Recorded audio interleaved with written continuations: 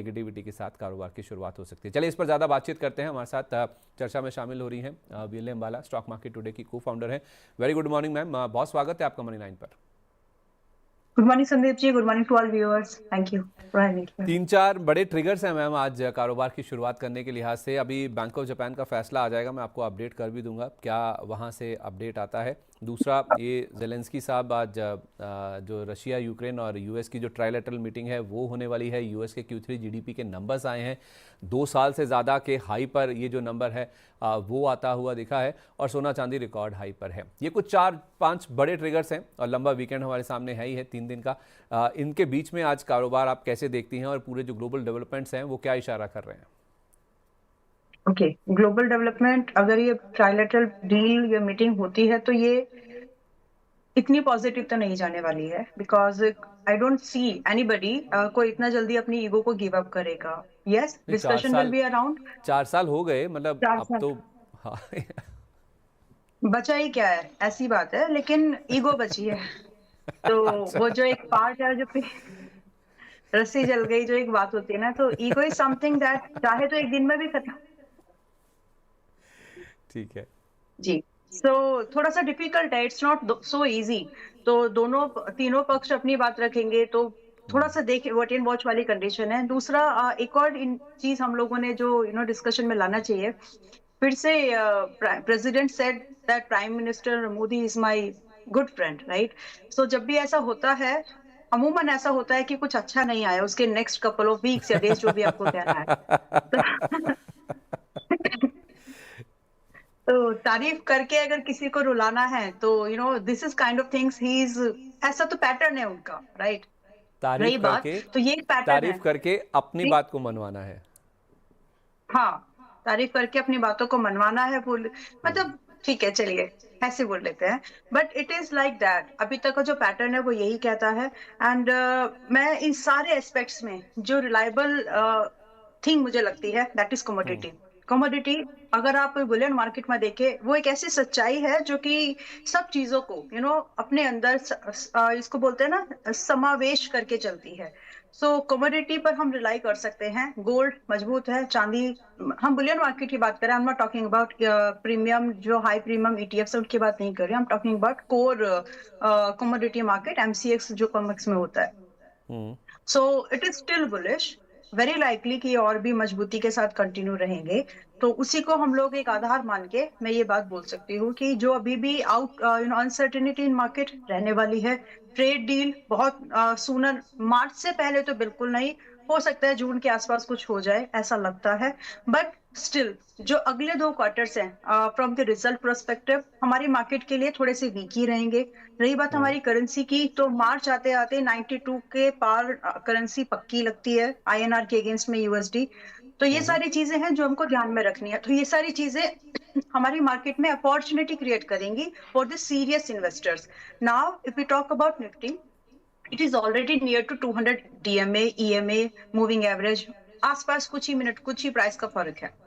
तो अगर आप इसको देखेंगे, तो ये जो 25,000 के आसपास की एक रेंज है, it is a very good level to invest for the at least another 1 year price point. अगर आप 1 साल का नजरिया लेके प्राइस को देख रहे हैं, तो आज की डेट में index ETF is a good option. Index में अगर आपको कुछ स्टॉक्स देखने हैं, वो भी आप ठीक, चाहे आप रिलायंस लीजिए, एचडीएफसी लीजिए, टीसीएस देखिए, ठीक ठाक रहे, अगर आपको 1 ईयर की इन्वेस्टमेंट का प्लान करना है। अब जब हम बात ये कर रहे हैं कि ये जो जनवरी सीरीज है, जनवरी सीरीज अभी क्योंकि हम लॉन्ग हॉलीडे है, लॉन्ग वीकेंड है, तो इस बीच में बहुत न्यूज फ्लो आने वाले हैं। So should you plan any directional trade in index? No. Any hedge possibilities around that? No, क्योंकि प्रीमियम बहुत ज्यादा आपका प्रीमियम आपका खराब हो जाएगा। सो ये ऐसी मार्केट है, ये ऐसे दिन है जहां पर आपको इंडेक्स में हैवी प्रीमियम वाले हेजिंग स्ट्रेटेजी भी नहीं करनी है, और ना ही कोई डायरेक्शनल। तो क्योंकि मार्केट में अभी न्यूज फ्लो काफी रहेगा, इंट्राडे प्रोस्पेक्ट से हम ये बात जरूर कर सकते हैं कि अगर आज हमें जो भी ट्रेड मिल रहा है, इंट्रा लॉन्ग साइड का ट्रेड प्लान करेंगे फर्स्ट ऑफ ऑल, जिसमें कि हमारा स्टॉप लॉस इंट्राडे बेस पर 25,150 मेंटेन करके we can expect a minimum target of 25,420 and 25,540 के आसपास का ये टारगेट हम इंट्राडे में देख सकते हैं। तो ये एक मार्केट का मैक्रो फैक्टर से धीरे धीरे करके हम प्राइस चार्ट पर आ गए हैं कि कहाँ पर हमारे लिए पॉसिबिलिटीज बन सकती है। सो ये इस तरह का आउटलुक हम लोग आज की तरह पे इन सारी चीजों को ध्यान में रखते हुए हम कुछ आज के इस तरह की ट्रेड प्लान कर सकते हैं। चलिए ठीक है, इस तरह से आप चाहें तो अपना ट्रेड प्लान कर सकते हैं। इस बीच आपको बता दूं कि एफआईएस अभी भी इंडियन मार्केट्स में बेच ही रहे हैं। कल का भी आप नंबर देखिए तो एफआईएस की ओर से बिकवाली का आया 2500 करोड़ रुपए से ज़्यादा की बिकवाली कल भी हुई है उनकी ओर से। 4200 करोड़ रुपए से ज़्यादा की खरीदारी जो है वो डीआईएस की ओर से देखने को मिली है, जो कि लगातार इंडियन मार्केट्स में खरीदारी कर भी रहे हैं। नेट देखें अभी तक इस महीने में जो 22 जनवरी तक के आंकड़े वो बता रहे हैं कि 36,500 करोड़ रुपए से ज़्यादा की बिकवाली एफआईएस की ऑलरेडी कैश सेगमेंट में देखने को मिल चुकी है। वायदा बाजार की तरफ आइए एक बार। इंडेक्स फ्यूचर्स में आप देखेंगे तो कल भी करीब 2000 करोड़ रुपए के आसपास की बिकवाली है।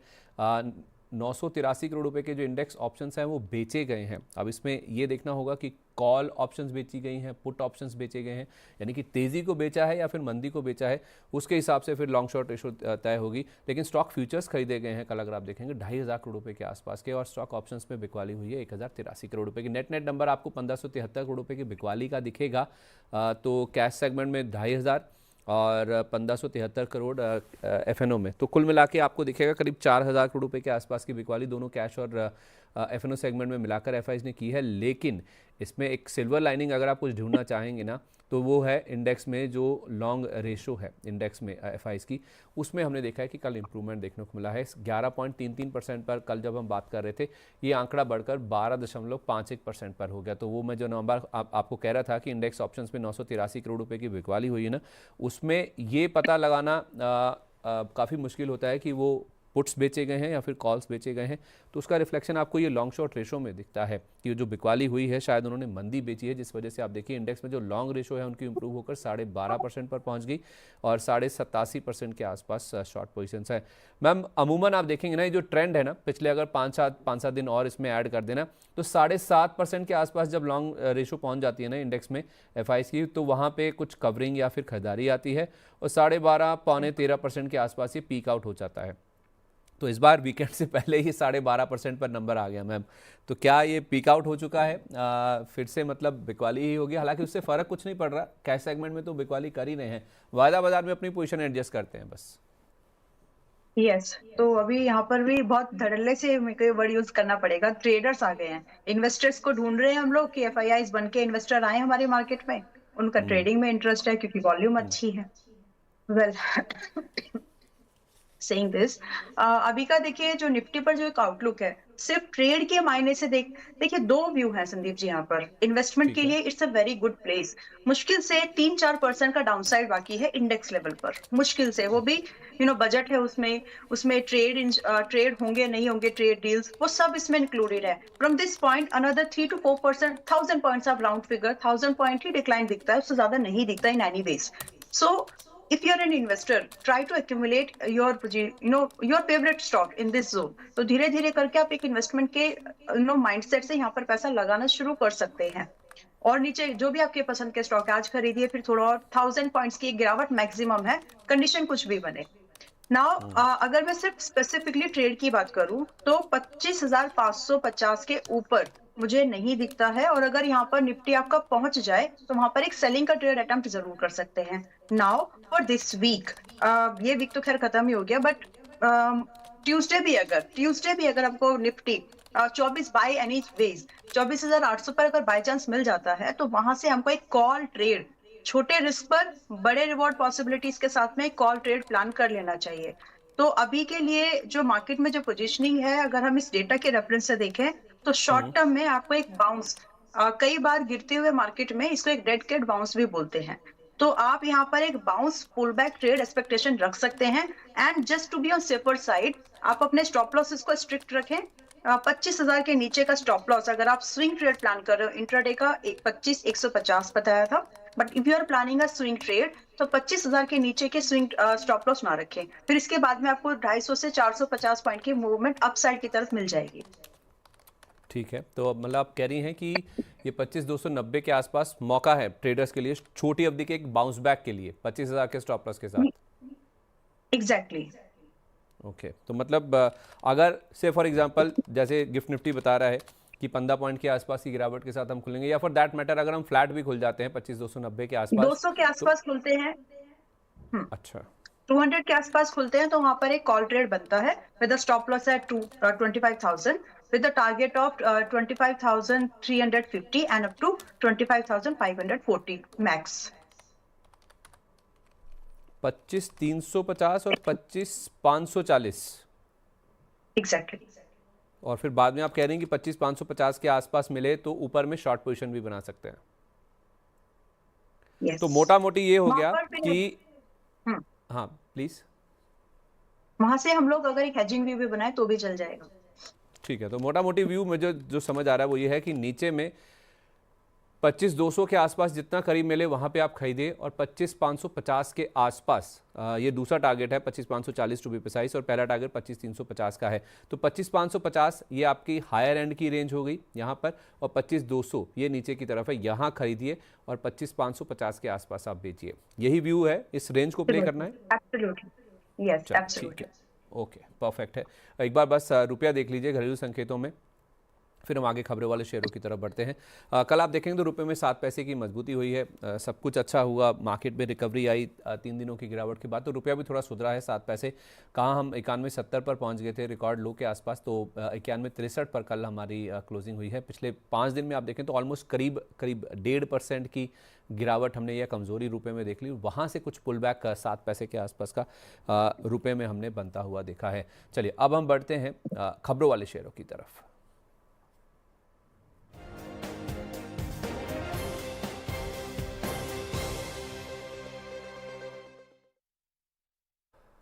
खबरों वाले शेयरों में ना मैं सबसे पहले इंडिगो पे आपसे राय लेना चाहूँगा। इनके जो नंबर्स आए ना, नंबर्स डिसअपॉइंटिंग है क्योंकि इनका जो मुनाफा है उसमें 77.5% का हमने फॉल देखा है। 550 करोड़ रुपए का नंबर आया, ऑलमोस्ट 2,500 करोड़ रुपए के आसपास का पिछले साल का बेस था।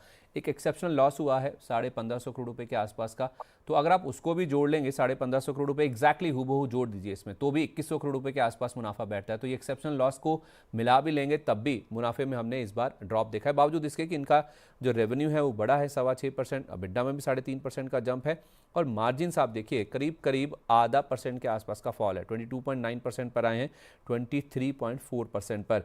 अब इनके लिए यानी कि एयरलाइन कंपनियों के लिए ना जो अबिडार होता है EBIT DAR यानी कि जिसमें रेंटल भी शामिल होते हैं, क्योंकि ये लीज पे आपने ज़्यादातर प्लेन्स लेते हैं तो उस हिसाब से इनका रेंट भी इंक्लूड करना काफ़ी इंपॉर्टेंट होता है। तो अबिडार अगर आप देखेंगे एक्स फॉरेक्स तो उसमें 5.5% का आपको ड्रॉप दिखेगा और जो अबिडार मार्जिन्स हैं वो 30% पर आए हैं 33.7% वाले। तो नंबर्स तो मैम इस बार ख़राब हैं, जो बुरा दौर है हालांकि इनके लिए ऑलरेडी पूरा हो चुका है और स्टॉक काफ़ी समय से कंसोलिडेट कर रहा है। वो जो पूरा फियास्को इनका हुआ था उसके बाद इन नंबर्स को मिला के और जो कंसोलिडेशन स्टॉक में हो चुका है उसके बाद कुछ बड़ा मूव ऊपर या नीचे की तरफ एक्सपेक्ट कर रही हैं आप?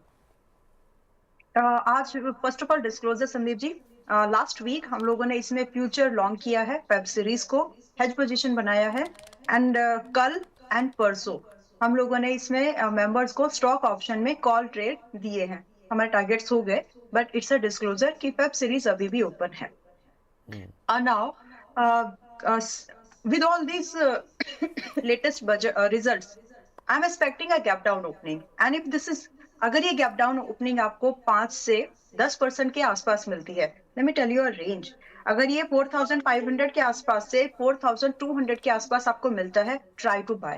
Because यहाँ से बहुत ही बढ़िया अपसाइड की movement at a very low risk हमको मिल सकती है। सो रही बात स्टॉप लॉस कितना मेंटेन करना है, डीप स्टॉप लॉस रहेगा अभी तो, क्योंकि ये 4,900 के आसपास कल के सेशन में क्लोज हुआ। हम बात कर रहे हैं कि 4,500 से 4,200 की रेंज में मिले आज, कल, मंडे, आई मीन ट्यूसडे, जब भी। तो इस रेंज में बाय के बाद में हमारा एक स्ट्रिक्ट स्टॉप लॉस हम 4,000 पर मेंटेन करेंगे, simple around figure, and minimum target that we can see will start with 4,800 to 5,500। तो ये अच्छा अपसाइड का मूवमेंट इंडिगो में बन सकता है। और बहुत सारी बातें कही गई, बहुत सारे एंट्रेंट्स को लिया गया, बट इंडिगो की जो पोजीशनिंग अभी भी मार्केट में है वो इसको अभी और कुछ क्वार्टर्स ठीक ठाक करा करके दे सकती है। तो इस डिप में आप खरीदने की कोशिश करें इसको। 4500 से 4200 में लेना है, 4800 से 5500 का टारगेट है। स्टॉप लॉस क्या बताया आपने? 4,000 स्ट्रेट, 4,000, 4,000। ठीक है, ओके परफेक्ट है। DLF को देखिए, एक और दिग्गज है, इनके नंबर्स में आप देखेंगे ना तो 14.25% का जंप आपको दिखेगा। रेवेन्यू 32% बड़े हैं तो इनलाइन विद रेवेन्यू ग्रोथ तो नहीं है मुनाफे की ग्रोथ, और आप देखिए अबिड्डा भी यानी कि कामकाजी मुनाफा 2.5% नीचे आया और मार्जिन भी टूट कर आए हैं, कुछ कम नहीं 5% के आसपास इनके मार्जिन टूटे हैं। और रियल एस्टेट में मैम क्या हुआ ना, चाहे आप डीएलएफ देखिए, चाहे लोधा देखिए, चाहे प्रेस्टीज, चाहे कोई और नाम आप उठा लीजिए, Godrej properties for that matter, सारे ही स्टॉक्स में हमने अच्छा खासा करेक्शन देखा है पिछले 15 दिन या 1 महीने की अगर आप बात करें। तो इन नंबर्स के बाद क्या डीएलएफ में आज कुछ रिकवरी की उम्मीद कर सकते हैं? डीएलएफ की बात करने से पहले आई थिंक हमें निफ्टी रियल्टी सेक्टर की बात करनी एक बार जरूर चाहिए, which is also very close to its 200 दिन का 200 हफ्ते का मूविंग एवरेज। सो 200 हफ्तों का मूविंग एवरेज एक बहुत ही बढ़िया इंसाइट देता है आपको कि आने वाले कुछ क्वार्टर्स का अगर आपका नजरिया है, कुछ सालों का अगर आपका नजरिया है, तो आप यहाँ पर एक इन्वेस्टमेंट प्लान कर सकते हैं। But to be specific, Nifty realty अगर अभी 782 782 पर आया है, अगले कुछ दिनों की अगर मैं बात करूं या हफ्तों की बात करना चाहिए एक्चुअली, तो निफ्टी रियल्टी सेक्टर इंडस्ट्री लगभग 680 पर एक बार आ जाएगा। एंड जब आपका ये 680 पर आ जाए तो आप अपनी पसंद के स्टॉक्स, चाहे वो गोदरेज है, लोधा है, यू नो इन स्टॉक्स को धीरे धीरे करके एक्यूमुलेशन जोन पे ला सकते हैं। अभी अगर हम डीएलएफ को देखें, अच्छी वैल्यूएशन पर है, बट क्योंकि निफ्टी रियल्टी में थोड़ी सी जगह है, तो वहां पर 2-4 दिन आप कह के चल सकते हैं कि थोड़ा बहुत और यहाँ पर डिक्लाइन पॉसिबल है। परसेंटेज वाइज स्पेसिफाई करें तो मुश्किल से 3 से 7%, इससे ज्यादा का डिक्लाइन मुझे नहीं दिखता। तो इंडेक्स का रेफरेंस मैंने इसलिए दिया है ताकि आप लोग इसको ट्रैक कर सके, और अगर आपको यहाँ पर ये भाव दिख जाए फिर आप अपने स्टॉक्स को उठाना शुरू कर सकते हैं। नाउ डीएलएफ अभी 613 पर आया है। इसी के कंटेक्स्ट में, इसी के संदर्भ में अगर मैं देखूं तो डीएलएफ में मुझे थोड़ी सी और गिरावट दिखती है, which is likely to lead up to 560। तो 560 के आसपास मैं बहुत ज्यादा कंफर्टेबल हूँ इस स्टॉक में एक बाइंग रेटिंग देने के लिए, बट करंट प्राइस मुझे एक्सपेंसिव लगता है थोड़ा सा और। ओके, तो 560 तक की गिरावट अभी एक्सपेक्टेड है, 613 के आसपास है, अभी महंगा है, और वहाँ तक का अगर मिल जाता है, वहाँ आ जाता है, तो आप खरीदारी करने के बारे में सोच सकते हैं। अभी थोड़ी डाउनसाइड है। अच्छा, एटीजीएल अदानी टोटल गैस की बात करें तो इनके नंबर्स अगर देखेंगे तो अच्छे नहीं है। स्टॉक लगातार हम देख रहे हैं कि मैम 52 वीक लोज टच कर रहा है। कल जरूर रिकवरी थी बाजार के साथ साथ, लेकिन मुनाफा इनका 3-3.5% गिरा है, रेवेन्यू 4% बढ़े हैं, अबिड्डा में 3.5% के आसपास की बढ़त है, और मार्जिन्स इनके स्थिर रहे हैं 20.3% के आसपास। तो नंबर्स में क्वार्टर बेसिस पे ऐसा कुछ भी उत्साहजनक नहीं नजर आ रहा है जिस वजह से स्टॉक में कुछ एक्शन देखने को मिले। लो लेवल से कोई बाउंस बैक की उम्मीद है इसमें? देखिए, इसका मेजॉरिटी ऑफ बिजनेस है natural gas, and natural gas is something which on which government is focused on. तो पहले तो हम प्रोडक्ट लाइन को अगर समझ लें तो हमको एक बहुत आइडिया मिल जाएगा कि पैसा लगाएं भी या नहीं। जब प्रोडक्ट अच्छा लग रहा है तो फिर हमको कंपनी की पोजीशनिंग इन द मार्केट देखनी है, इसका मार्केट पोजीशन भी बढ़िया है। Then when we see this, तो हमको उसका एक मार्केट वैल्यूएशन देखना है कि क्या वो सेक्टर से सस्ती है या महंगी। तो उस पैरामीटर पर ये अभी भी एक्सपेंसिव है। सो सेइंग दिस, जब हम ये बात कर रहे हैं कि एक्सपेंसिव है तो कितना, तो सेक्टर 13 पर है और ये लगभग 96 के मल्टीपल्स पर अभी भी है। और अगर हम प्रॉफिट की बात करें तो very small for this expensiveness, for इतने हेवी प्रीमियम के मल्टीपल्स के लिए बहुत छोटा सा ईयर यूनिट बेसिस पर जो प्रॉफिट है वो बहुत नॉमिनल है। सो बट क्या हम इसको इग्नोर करें? नो। मैंने एक मार्केट पोजिशनिंग की बात भी की है। सो अगर हम उस चीज को देख ले तो एक चीज का इंसाइट आपको मिल जाएगा कि एटीजीएल ज्यादा से ज्यादा 530 तक ही स्लाइड हो सकता है in my opinion, and from there we should expect a very strong sustainable bounce back, जिसमें कि इस स्टॉक को लगभग 590 का एक फर्स्ट टारगेट, एंड उसके बाद में अगर हम इसको होल्ड करते हैं विद व्यू कि हमको 3 क्वार्टर, 4 क्वार्टर, 5 क्वार्टर रखना है इसको, तो हम आराम से इसमें 650 और 700 के ये 3 टारगेट्स देख पाएंगे। सो वेट एंड वॉच करिए, 530 के आसपास मिल जाए तो खरीदने का व्यू बनाए। स्टॉप लॉस रखेंगे 485 का, 485, एंड ये एक मिड टर्म से लेकर के एक एक सेमी लॉन्ग टर्म एक बेट बन सकता है। मतलब 4-5 साल का भी टाइम नहीं मैं बोल रही हूँ, सेमी लॉन्ग टर्म, मतलब आपको 6 क्वार्टर्स अप टू इसको रखेंगे तो ये अच्छा मूवमेंट कर सकता है। 650-700 दूसरा टारगेट, तीसरा टारगेट था, पहला टारगेट क्या बताया था आपने? 590। 590, ठीक है, ओके। तो नीचे में 530 तक आप इसे गिरने दीजिए, वहाँ तक जाने की आशंका है, उसके नीचे जाने की आशंका कम है, तो वहाँ पे आप खरीदिए। और 590, 650, 700 के टारगेट होंगे। स्टॉप लॉस आपको रखना होगा 485 का। थोड़ा व्यू आपको लेके चलना होगा 3 से 6 तिमाही का। तो आप लॉन्ग टर्म ही मान के चलिए, सेमी लॉन्ग टर्म आप कह रही हैं, तो इस तरह से आप चाहें तो ATGL पर अपना व्यू बना के चल सकते हैं। कोई और भी शेयर है अदानी ग्रुप में जो आपको पसंद है ATGL के अलावा? अडानी पावर ठीक ठाक है, अगर किसी को देखना है तो मतलब it is at good price. अच्छा, ये सेमी लॉन्ग टर्म मैंने अभी अभी सीखा, और ये मेंबर्स के थ्रू ही सीखा। तो अच्छा। हमने उनको बोला कि आप इसको लॉन्ग टर्म के हिसाब से रख लीजिए। तो सामने से क्वेश्चन आया कि मैम कितना लॉन्ग टर्म, 5 साल, 10 साल, 1 साल? मैं ओके इतना भी नहीं रखना है, आप इसको 1 से 1.5 साल के नजरिए तक भी रखिए तो काम हो जाएगा। तो इसीलिए I specified this and it's a good word actually. मतलब अल्ट्रा लॉन्ग टर्म नहीं, सेमी लॉन्ग टर्म, मतलब एक हाँ। साल से ज़्यादा यस। रखिए। और ऐसा नहीं कि 5 साल 10 साल, तो अल्ट्रा लॉन्ग टर्म नहीं है, लेकिन हाँ आपको 1 से 1.5 साल का व्यू आप लेके चलिए। 6 तिमाही मतलब 18 महीने हो गए, तो 1.5 साल के आसपास का आप व्यू लेके चलिए। अदानी पावर पे कोई लेवल शेयर करेंगी? यस। 140 पर आया है एंड ये खरीदने लायक है, मतलब। अच्छा, एक चीज और, एनर्जी सेक्टर पर हो सकता है वेरी वेरी लाइकली कि गवर्नमेंट का फोकस और ज्यादा बढ़ता हुआ दिखे। तो अगर ऐसा होता है इस बजट के दौरान में, डिफेंस तो सबको पता है कि डिफेंस के ऊपर बात होगी, माइनिंग के ऊपर एंड एनर्जी के ऊपर इस बार बात होनी चाहिए। दैट्स माय ओपिनियन, ये मेरा एनालिसिस है कि इस बार mining will be in focused additionally, and power energy sector थोड़ा सा और एम्फेसाइज उस पर हमको देखने को मिलेगा along with defence, which is very obvious. तो अडानी पावर आज 140 पर आया है। A very serious investor can start doing SIP in this. और अगर आप ऐसे हैं, आप एक स्मार्ट सीरियस इन्वेस्टर हैं, तो आपके लिए डाउनसाइड लिमिटेड है यहाँ से अप टू 128 मैक्स। यहाँ से ये स्लाइड हो सकता है, रीजन कुछ भी बने तो 128 तक ही यहाँ पर डाउनसाइड दिखती है, और ये भी एक बहुत ही अच्छा बाइंग जोन बनेगा।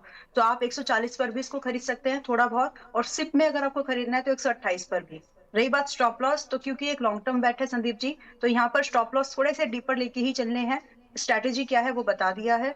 अब इसके अगेंस्ट में स्टॉप लॉस आप 120 रुपए का फ्लैट मेंटेन करिए, और जो टारगेट है, कम से कम आपका पहला टारगेट यहाँ पर 160 बनता है, which is a very good percentage upside अगर हम बात करें।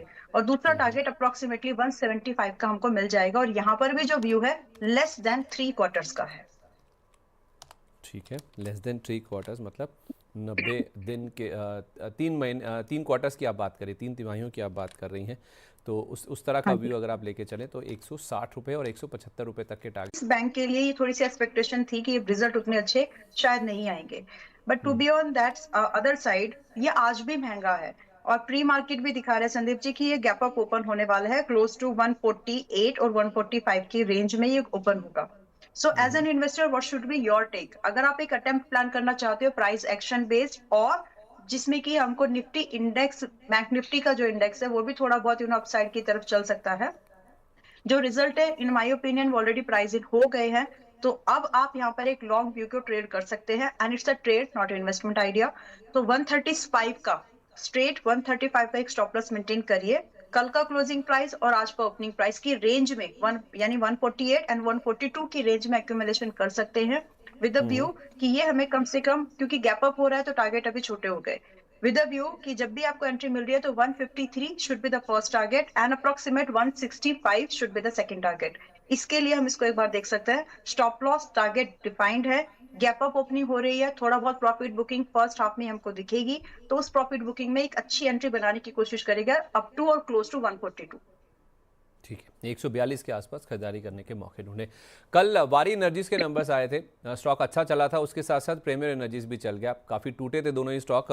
कल वारी के नंबर्स अच्छे आए थे और वैसे ही नंबर्स आज प्रीमियर एनर्जीज के दिख रहे हैं। 50% से ज़्यादा मुनाफा ग्रो किया है, रेवेन्यू में 13% का जंप है, कामकाजी मुनाफा 15.5% बढ़ा है, और मार्जिन्स 60 बेसिस पॉइंट ही सही लेकिन इम्प्रूव होकर आए हैं। तो कल मूव आया था काफ़ी अच्छा प्रीमियर एनर्जीज में वारी के साथ साथ। क्या इन नंबर्स के बाद आज भी एक्सपेक्ट करें कि ये अप मूव जारी रहेगा?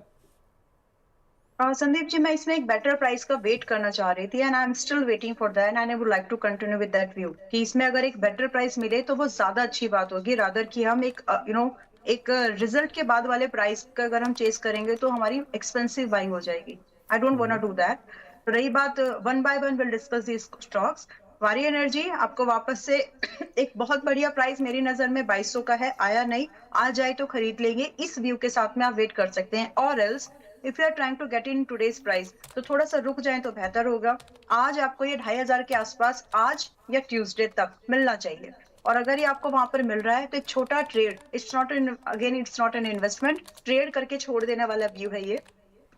तो आप यहाँ पर एक छोटा स्टॉप लॉस जो है इस मंथ का जो ऑलरेडी लो बना है विच इज 2391, 2390 रुपए का स्टॉप लॉस लगा के आप यहाँ पर 2500 के आसपास एंट्री के बारे में सोच सकते हैं विद, और कम से कम आपको यहाँ पर टारगेट 2750 एंड लगभग आपको 2950 के टारगेट आपको दिख सकते हैं। सो अभी ये सिर्फ ट्रेड व्यू है। इन्वेस्टमेंट के लिए अगर आपको देखना है कि कब इन्वेस्टमेंट के लिए पैसा डालना है तो 2200 का मैं वेट करना चाहूंगी। और प्रीमियर नाउ में? We have premier energy. हाँ जी, हाँ प्रीमियर में। Now we have premier energy जो कि आज की डेट में अगर ये गैप अप, प्रीमियर एनर्जी आज लगभग 2% के आसपास की रेंज में आपको खुलता हुआ दिख रहा है डाउन साइड में। दैट मीन्स जो इसकी बाइंग जोन है 700 से 725 की ये जो रेंज है, it's an accumulation zone for short term traders. आप इसमें एक बार इन्वेस्टमेंट ट्रेडिंग का प्लान कर सकते हो। स्टॉप लॉस छोटा रखिएगा, सिर्फ 660 पर, 660 पर, एंड टारगेट जो यहाँ से हम देख सकते हैं संदीप जी, आराम से 770 should be the first target with expectation कि हमें यहाँ पर सेकंड टारगेट भी मिल जाएगा 850 का। तो एक ये भी एक शॉर्ट टर्म ट्रेड ही है।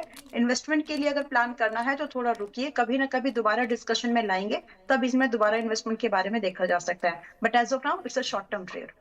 नहीं तो लॉन्ग टर्म के लिए क्या लेवल सही है जहाँ पे आप कंफर्टेबल होंगी? जैसे वारी में आपने 2200 कहा,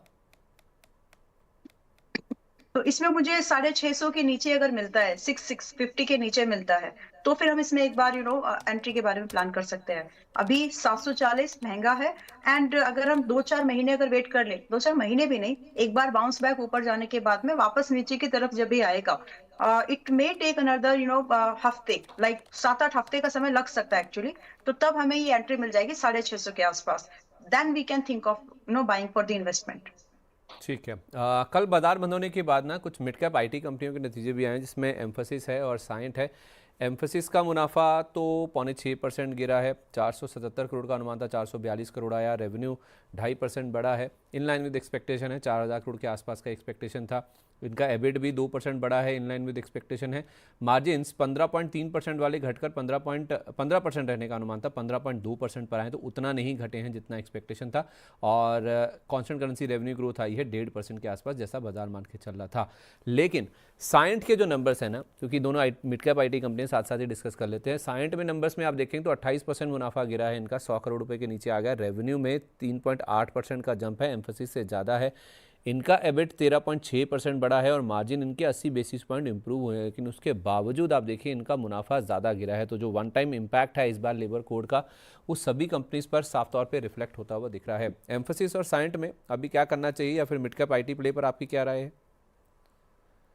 एम्फोसिस टू बी स्पेसिफिक अगर बात करें तो आज यहाँ पर एक बाइंग की अपॉर्चुनिटी बनेगी। स्टॉक अपने 200 दिन के मूविंग एवरेजेस के पास में है, और जब भी ऐसा हुआ है एक लंबे कंसोलिडेशन के बाद में, अमूमन इसने एक अच्छी अपसाइड की मूवमेंट रेंजिंग फ्रॉम 25 to 50% का किया है। सो अगर आप उस व्यू को ट्रेड करना चाहते हैं तो यहाँ पर बहुत ही इजी हो जाता है आपके लिए अपनी इन्वेस्टमेंट या ट्रेड को प्लान करना, बिकॉज स्टॉप लॉस भी यही पैटर्न आपको डिफाइन करके दे देता है।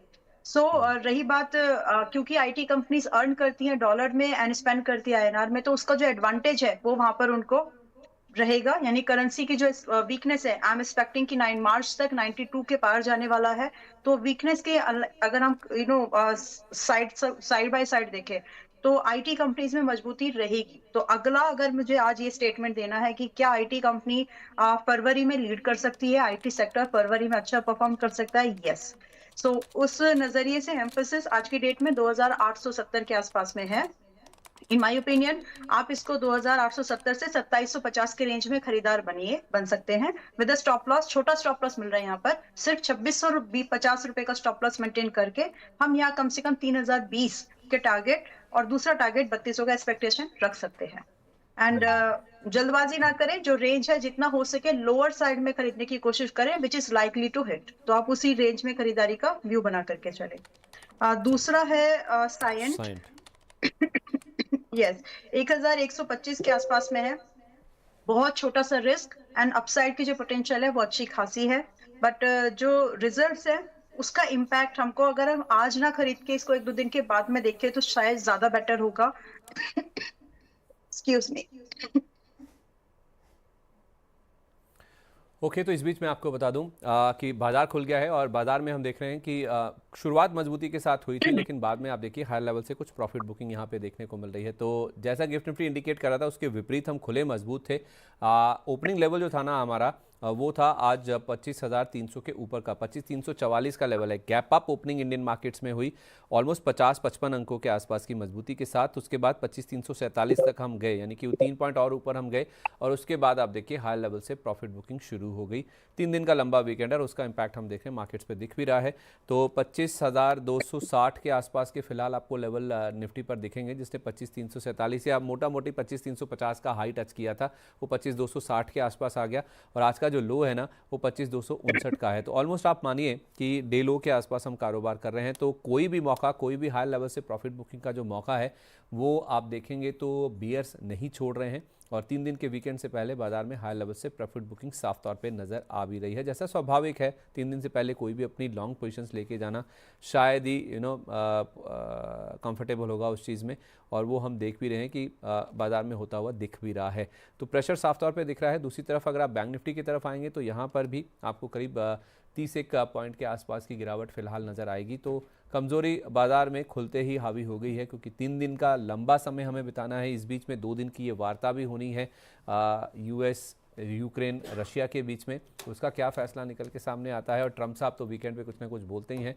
तो उस वजह से आप देखिए हाई लेवल्स पे बाजार टिक नहीं पा रहा है। तो आप अपने व्यू पे इंटैक्ट है मैम? ऊपर में 25,550 शॉर्ट करना है, 25,200 के आसपास नीचे मिले तो खरीदना है। Exactly, yes. और हम लोग बात कर रहे थे साइंड की, जो साइन की 1122 के आसपास में भी है। ओके, तो हम लोग बात कर रहे थे साइन की, जो 1122 के आसपास अभी है। एक छोटा सा रिस्क है, बस स्टॉप लॉस बहुत छोटा है, 1070, 1070 का मेंटेन करके एक अटेम्प्ट, एक डरता हुआ सा अटेम्प्ट किया जा सकता है विद एक्सपेक्टेशन कि 1175 का हमको एक पहला टारगेट मिल जाए एंड लगभग 1250 का दूसरा टारगेट मिल जाए। एक्सपोजर लिमिटेड रखिएगा, क्योंकि जब भी आप लोग एक टर्न अराउंड या फिर कॉन्ट्रा ट्रेड करते हैं तो स्टॉप लॉस हिटिंग रेट ज्यादा होता है। दो स्टॉप लॉस परसेंटेज छोटा रहता है, बट हिटिंग रेट जनरली ज्यादा रहता है। लेकिन जब भी टारगेट मिलते हैं वो आपकी कई स्टॉप लॉसेस की भरपाई एक ही बार में कर देता है, एक ही स्टॉक। सो वही मूव हम यहाँ पर प्ले करने की कोशिश कर रहे हैं विद द व्यू कि निफ्टी आईटी इंडेक्स अभी मजबूती की तरफ निकलेगा। जी ठीक है, ओके, परफेक्ट है।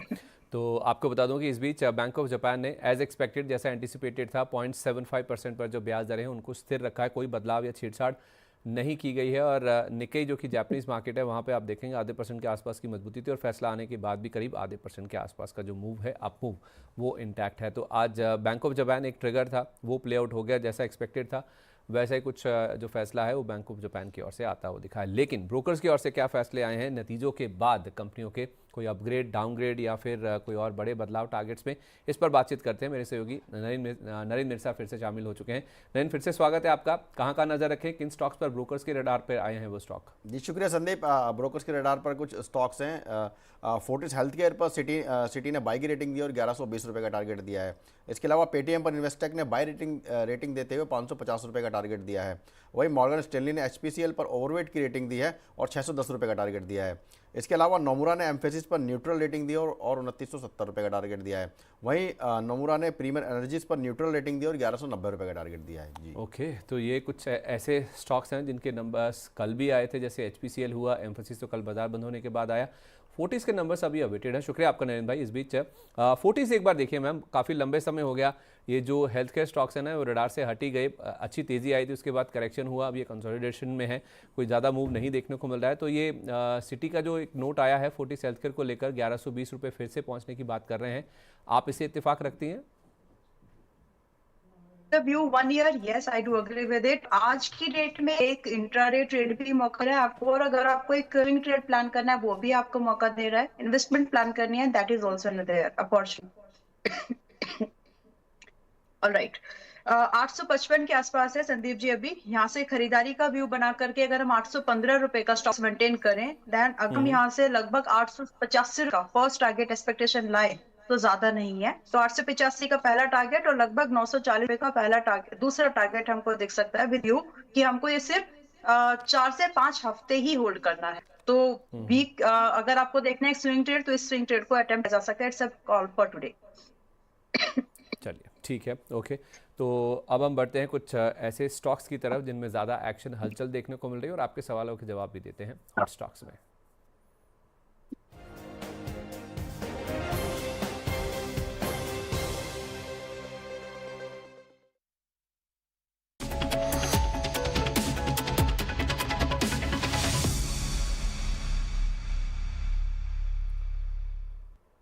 GSPL यानी कि गुजरात स्टेट पेट्रोनेट, इसके कल नंबर्स आए हैं बाजार बंद होने के बाद। नंबर्स में आप देखें मुनाफा 1.5% गिरा है, रेवेन्यू में 3.25% का ड्रॉप है, अबिड्डा भी गिरा है 1.25% और मार्जिन आप देखेंगे तो हल्का इंप्रूवमेंट होकर आप देखने को मिले 30 बेसिस पॉइंट के साथ 15.8% पर। लेकिन स्टॉक रिएक्ट कर रहा है नेगेटिवली, क्योंकि नंबर्स आप देखेंगे, ये जो नंबर्स मैं आपको बता रहा हूँ ये क्वार्टर बेसिस पर है, अच्छे नहीं है और 4% से ज़्यादा का ड्रॉप यहाँ पर दिख रहा है। तो GSPL में मैम ये 4% का जो ड्रॉप है, कोई एक्शन बनता है क्या स्टॉक में? जस्ट 1 मिनट में चाहूंगी प्लीज, क्योंकि ये फोर्टिस हेल्थ केयर अच्छा लग रहा है। It should be shared with the members also, so just allow me a minute please. अच्छा ठीक है, ओके। इट्स अ गुड, इस बीच अभी हाँ क्लियर आप ठीक ठाक देखिए, है। आप देखिए कोई बात नहीं, मैं तब तक कुछ स्टॉक्स बताता हूँ। प्रेमियर जीएस एनर्जीज नंबर्स आए हैं, नंबर्स हालांकि अच्छे आए हैं लेकिन स्टॉक कल ऑलरेडी चल चुका है, 3.5% के आसपास की कमजोरी यहाँ दिख रही है। 10 लाख शेयरों से ज़्यादा का वॉल्यूम है और स्टॉक आपको 716 रुपये के आसपास ट्रेड करता हुआ दिखेगा। कल 7% से ज़्यादा का मूव था मिंडा कॉप में, आज 3% के आसपास की गिरावट यहाँ दिख रही है। जी एंटरटेनमेंट कल बाजार के दौरान नंबर्स आ गए थे, नंबर्स ठीक थे और स्टॉक आप देखिए लेकिन 3.25% के आसपास की गिरावट दिखा रहा है। और जो real estate as a pack की हम बात करते हैं ना लगातार कि रियल एस्टेट स्टॉक्स में प्रेशर, आज देखिए फिर से मैक्रोटेक डेवलपर्स 928 रुपये का भाव है, डिसाइसिवली 950 रुपये के भी नीचे आ गया ये स्टॉक, आज भी करीब 2.25% के आसपास का इसमें फॉल देखने को मिला है। मैक्रोटेक डेवलपर्स के नाम से मिलेगा आपको ये मैक्रोटेक डेवलपर्स। तो इसका ना थोड़ा आप चार्ट मुझे लंबा करके भी बताइएगा। MACROTECH मैक्रोटेक के नाम से देखिए, लोधा के नाम से भी हम इसे जानते हैं। 2.25% के आसपास का ड्रॉप आपको यहाँ पे दिखेगा। कल DLF के बाजार बंद होने के बाद जो नंबर्स आए हैं ना, उसके बाद हम देख रहे हैं कि मैक्रोटेक डेवलपर्स में फॉल है। हालांकि DLF के स्टॉक में करीब 0.5% के आसपास की फिलहाल आपको मजबूती देखने को मिल रही है जो नंबर्स आए हैं उसके बाद में। तो मैम एक बार ना मुझे आप ये मैक्रोटेक डेवलपर्स और ये गोदरेज प्रॉपर्टीज़, ये पिछले हफ्ते या इसी हफ्ते गोदरेज प्रॉपर्टीज़ ने अपना जो 52 वीक लो है ना वो भी टच किया है। तो इन दोनों स्टॉक्स के बारे में मुझे ज़रा बताइए। All right, Macrotech, Godrej and GSPL भी आपने दिया था। हाँ जी, राइट, ठीक है। सो हम लोग पहले एक बार गोदरेज प्रॉपर्टीज की कर लेते हैं जो कि 1615 के आसपास आ गया है। अगर हम इसको धीरे धीरे करना शुरू करें तो जी यहाँ से एक टर्न होने की तैयारी रही है। सो रही बात कहाँ से एग्जैक्ट बाय कहाँ से करें, तो उतना कंफ्यूजन करने की जरूरत नहीं है। अगर एक रियल एस्टेट स्टॉक ढूंढ रहे हैं जिसमें कि सच में रियल एस्टेट प्रॉपर्टीज हैं, देयर आर सम कंपनी जो सिर्फ इंजीनियरिंग वर्क करती हैं, वो वाला real estate, this company has a intrinsic value. तो अगर आप उस चीज को समझते हुए, सेक्टर मल्टीपल 25 के आसपास है और ये लगभग 31 के आसपास में है, तो फाइनेंशियल्स वगैरह को थोड़ा सा अगर हम देख के चीजों को, प्राइस को देखकर बात करें, तो मुझे ये आज 1560 के नीचे जाते हुए नहीं दिखता। अगर हम एक 1560 रुपए का लॉस मेंटेन करके चलें करंट प्राइस पर, जो कि 1618 का है, यहाँ से एक हरी का व्यू बना सकते हैं विद द टारगेट कि हमें यहाँ पर 1740 पहला टारगेट एंड लगभग 1825 रुपए का एक सेकंड टारगेट मिल सकता है। तो आज के लिए यहाँ से एक बॉटम बाइंग ट्रेड की पॉसिबिलिटीज ट्राई कर सकते हैं। सेकंड टारगेट अगर इसके सर्किट बाहर है तो फिर नेक्स्ट डे के लिए आप इसको ट्रेल कर रख सकते हैं। दूसरा स्टॉक आपने GSPL दिया, राइट? 296 रुपए पर आ गया संदीप जी। एंड यहाँ से आज की डेट अगर हम देखें तो आई सिंपली मैं चाहूंगी कि आप इसमें थोड़ा सा वॉच और करिए, don't jump in immediate. Her green candle को खरीदना जरूरी नहीं होता, आप थोड़ा सा वेट कर लीजिए। ये स्टॉक आपको लग 270 और 75 की रेंज में जाएगा। अगर आप थोड़ा सा और पेशेंट वेट कर ले तो देन आप खरीदारी के बारे में सोच सकते हैं, क्योंकि जितना ज्यादा आप लो प्राइस पर अच्छी चीज को खरीदने की कोशिश करेंगे उतना ही आपका रिस्क भी कम होगा और आप उसको होल्ड कर सकते हैं। सो विद दैट मैं यही बोलूंगी कि थोड़ा सा करो जब तक कि 270-75 नहीं आता। Right target once entry get पर एंट्री ट्रिगर होने के बाद 310 और 335 रुपए का टारगेट आप एक्सपेक्ट जरूर करते हैं। स्टॉप लॉस मेंटेन करने की जरूरत है यहाँ पर 240 रुपए की एंट्री ट्रिगर होने के बाद। दूसरा स्टॉक कौन सा बताया था आपने? लोधा डेवलपर्स, मैक्रोटेक डेवलपर्स के नाम से जिसे हम जानते हैं। ओके, लोधा।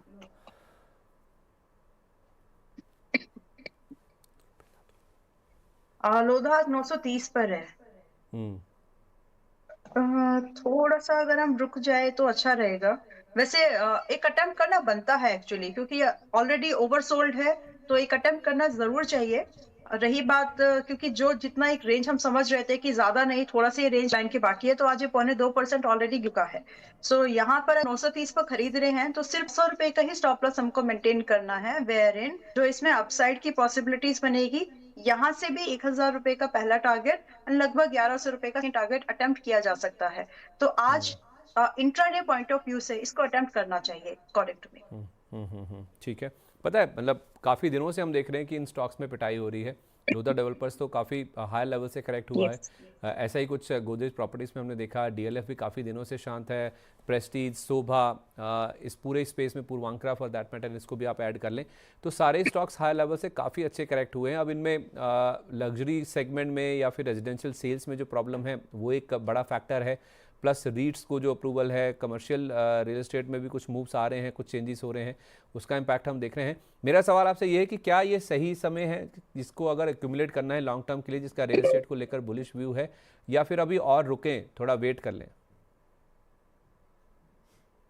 देखिए, हमने जब हम रियल एस्टेट स्टॉक की बात कर रहे थे तो हमने रियल एस्टेट इंडेक्स की बात की थी, रियल एस्टेट इंडेक्स की, जो कि 1 मिनट वापस प्राइस आते हैं। 800 था, 870 था, if I am not wrong, वापस अगर मैं याद कर पा रही हूँ तो। यस, सॉरी, 778, सो नहीं। तो यहाँ पर जैसे हम लोगों ने डिस्कशन आया है कि क्या यहाँ से बहुत ज्यादा डिक्लाइन की पॉसिबिलिटी बचती है? नहीं, यहाँ से बस थोड़ा सा ही परसेंटेज आपको और डिक्लाइन मिल सकता है, बहुत ज्यादा गिरावट बाकी नहीं है। एंड दिस बजट कहीं ना कहीं हो सकता है कि जो या तो लोन्स को लेकर के या हाउस बायर्स को लेकर के फिर से कुछ अनाउंसमेंट्स आए, वन थिंग। सेकेंडली, जो जीएसटी का इम्पैक्ट है या फिर उसका बेनिफिट मिलेगा। दूसरा चीज एक और जो है कि हो सकता है, अब कितना बढ़ेगा कितना नहीं हुआ मन कैसी, लेकिन कुछ ना कुछ रिलैक्सेशन फिर से टैक्सेबल स्लैब की जो इनकम है वाली, जो टैक्स फ्री इनकम जो रहती है, उसमें शायद थोड़ा बहुत रिलैक्सेशन 50,000, 70,000, लाख जो भी है आ सकता है। तो उसका इम्पैक्ट हो सके कि हमको यहाँ पर मिले, तो उस पॉइंट ऑफ व्यू को चीजों को ध्यान में रखते हुए रियल एस्टेट के अगले 2 क्वार्टर्स बेहतर हो सकते हैं। तो उस लिहाज से इन्वेस्टमेंट बारे में बिल्कुल सोच सकते हैं, अगर आप 2-3 क्वार्टर का व्यू लेकर के चले। तो फिलहाल के लिए कुछ स्टॉक सेलेक्टिवली अगर आप करेंगे, लोधा आ गया, गोदरेज आ गया, तो आप इनमें एक एक्यूमुलेशन की कोशिश कर सकते हैं। आपने कहा टैक्सेशन को लेकर बजट में कुछ इस बार अनाउंसमेंट हो सकते हैं या फिर चेंजेस हो सकते हैं, और आपने क्या अपने मेंबर्स के साथ शेयर किया, या फिर आप क्या एक्सपेक्ट कर रही हैं इस बार बजट में? क्या बड़े ऐलान हो सकते हैं या उम्मीदें क्या हैं आपकी? मेरी बजट में डिफेंस तो देखिए सभी को पता है, मतलब जितनी ज्यादा टेंशन होगी, defence is nothing to be discuss about, defence तो बस में रह गई। बट आई कुड सी कि पर आपको एनर्जी एंड माइनिंग, ये 2 सेक्टर्स हैं जहां पर आपका फोकस बढ़ते हुए सकता है। तो उस लिहाज से अगर हम चाहें तो एनर्जी स्टॉक्स में, अगर आप स्टॉक्स में इन्वेस्ट नहीं करते तो एनर्जी ईटीएफ्स में आप जो इन्वेस्टमेंट के बारे में सोच सकते हैं। तो ये 2 ऐसे और सेक्टर्स हैं जहां पर फोकस जो है गवर्नमेंट का बढ़ सकता है। और जी वाला जो अभी के लिए देखिए, वैसे सबको मालूम ही है हमारी जो इकोनॉमी है, जो जीडीपी है, इस domestic oriented market, domestic consumption based है। इम्पोर्ट करते हैं ठीक है, लेकिन एक्सपोर्ट पर उतना डिपेंडेंसी हमारी जीडीपी की नहीं, इसीलिए इतने बड़े शॉकर्स में देते हैं। सो बहुत लाइकली होगा कि डोमेस्टिक कंज्यूमर्स के हाथ में पैसा थोड़ा छोड़ना है, थोड़ा और उनको देना है। अब इसकी भरपाई गवर्नमेंट बॉन्ड्स ला करके करेगी, जैसे फिस्कल डेफिसिट को करने के लिए, वो एक अलग टॉपिक है।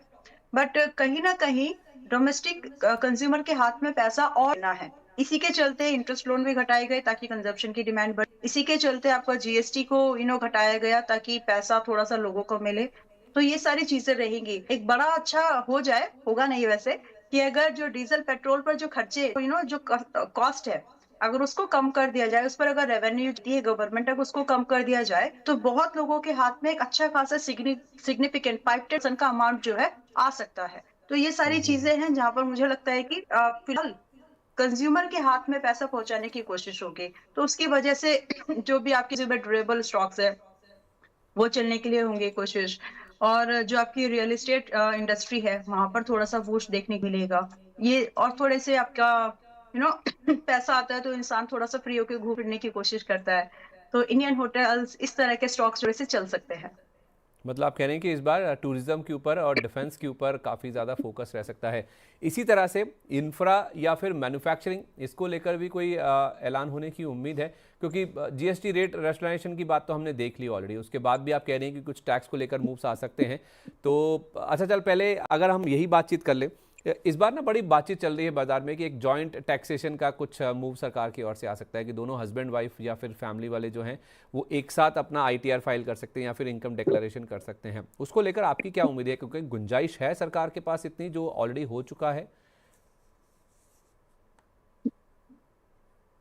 थोड़ी सी गुंजाइश है, लेकिन ये रेवेन्यू गवर्नमेंट कमाती है टैक्सेशन से ही, बिजनेस तो कर रहे हैं और ऑलरेडी बड़ा फिस्कल डेफिसिट है संदीप जी, जो कि नाक की नकेल जैसा है कंडीशन अभी। तो इसे अगर आप देखेंगे तो पिछले में हम लोगों ने ये देखा कि बॉन्ड यील्ड, लॉन्ग टर्म के बॉन्ड यील्ड सस्ते वो दे ही नहीं पा रहे, मतलब अच्छा खासा प्रीमियम उनको पड़ रहा है। So considering all things, chances तो हैं कि अगर जॉइंट इनकम स्लैब में अगर आप आते हैं तो लोग पहले से कहीं कहीं पर इसकी प्रॉब्लम होगी क्योंकि इनकम स्लैब बढ़ जाएगा, और कहीं पर जब सेकंड पार्टनर नहीं कमा रहा है तो वहां पर आपको एक टैक्स स्लैब का बेनिफिट मिल जाएगा। बट इन अर्बन सिटीज ज्यादातर टैक्स जो डायरेक्ट कम टैक्स पे होता है वो ज्यादातर अर्बन एरिया ही आता है मोस्ट ऑफ द केसेस में। बाकी अगर हमारा रूरल या फिर अपने ग्रामीण इलाके में है तो वहां पर एग्रीकल्चरल इंडस्ट्रीज है, तो उसमें तो वहां तक डायरेक्ट टैक्स वहां से ज्यादा नहीं आता। जीएसटी तो खैर हर कोई पे कर रहा है। एक बात मुझे बोलनी है, ये बात कि बहुत सारे लोग बोलते हैं कि डायरेक्ट टैक्स इंडिया के 5-6% ही पे करते हैं। भैया ध्यान से देखो, हर कोई हर प्रोडक्ट जो भी खरीद रहा है, कंज्यूम कर रहा है, पॉलिसी एवरीथिंग, हर कोई टैक्स पे कर रहा है। तो उस दुविधा से बाहर आ जाओ। इंडिया में अगर आप कुछ भी खरीद रहे हो तो हर बंदा टैक्स पे कर रहा है। 140 करोड़ लोग इन एनी वेज टैक्स पे कर रहे हैं। वेल, अगर ये एडवांटेज आता है, coming back to my main topic, कि अगर ये आता है ये एडवांटेज, तो इससे जो अर्बन एरिया वाले जो इनकम वाले जो लोग हैं उनकी अगर इनकम क्लब होती है तो शायद उसको रिलीफ देने की बजाय, क्योंकि मान लीजिए मैं 6 लाख कमाती हूँ, मेरे पार्टनर मान लीजिए 10 लाख कमाते हैं, तो हमारे अलग अलग अगर आप इनकम टैक्स स्लैब करेंगे तो सस्ती पड़ती है हमें, यानी कम इनकम टैक्स आता है। लेकिन अगर वो क्लब हो जाए, वैसे ये ऑप्शनल होगा, ऑप्शनल है कि आप चॉइस ऑप्ट करना चाहे तो कर सकेंगे, लेकिन अगर क्लब हो जाए एक साथ तो इनकम जो है बढ़ जाएगी। तो अगर ये ऑप्शनल रहता है it's going to be good, लेकिन अगर ये मैंडेटरी कर दिया गया तो प्रॉब्लमेटिक कंडीशन होगी। नहीं, ऑप्शनल ही होगा ज़्यादातर, तो यही बातचीत है। सुगबुगाहट तो बाजार में यही है कि शायद ऑप्शनल हो सकता है। उनको फ़ायदा होगा जो जिनमें शायद दोनों में से एक पार्टनर ही अर्निंग है, तो शायद उनके लिए ये बेनिफिशियल हो सकता है। तो एक ऑप्शन दिया जा रहा है, हो सकता है ऑप्शन दिया जाए ये सरकार की ओर से कि आप जॉइंटली फाइल कीजिए, फिर उसमें हो सकता है कि शायद आपको थोड़ा सा बेनिफिट मिलता हुआ दिख सकता है। बाकी इंफ्रा और मैन्युफैक्चरिंग को लेकर इस बार आपकी क्या उम्मीद है? क्या बड़ा ऐलान हो सकता है? इंफ्रा को लेकर के तो ऑलरेडी देखिए कुछ खास नहीं होगा, जो प्रायर कमिटमेंट्स है वही रहेगी। इंफ्रा में जो गवर्नमेंट में रिसेंटली बिल पास था, शांति बिल निकल है, लेकिन शांति बिल नाम है, ग्रेट। तो जो शांति बिल है उसके अराउंड में एक्चुअली एनर्जी एंड टैक्स जो आएगा, मुझे लगता है इस बार कैपेक्स है, it be more around two defence, जिसको लगी रहे, it will be more around energy में रेजिलियंट डिपेंड बनने की अराउंड हो, एंड माइनिंग में एक सेल्फ रेजिलियंट लाने की कोशिश करने के अराउंड होगा। तो कैपेक्स का अगर मोर पैसा अगर हमको देखना है तो वो आप डिफेंस में सबको मालूम लग रहा है, और एनर्जी एंड माइनिंग, इन दो सेक्टर्स में एडिशनली आ सकता है। तो कोई अगर बजट से पहले अगर कोई प्ले करना चाहता है, रेलवे हुआ, डिफेंस हुआ, या कोई पीएसयू थीम हुई, या कोई और ऐसी थीम हुई, क्या बजट से पहले या बजट तक कोई आपने अपने मेंबर्स के साथ कोई पिक्स शेयर करी है या फिर स्टॉक्स से शेयर किए हैं? ओके, देखिए Sandeep ji, to be specific around the budget और अप टू द बजट वाली अगर चीजें हैं तो इस बार में सबको स्पेसिफिकली मना किया है कि ये वाली मेंटालिटी से बाहर आ जाओ। इस बार क्योंकि इस बार के मैक्रो फैक्टर बाकी बजट के जैसे नहीं है।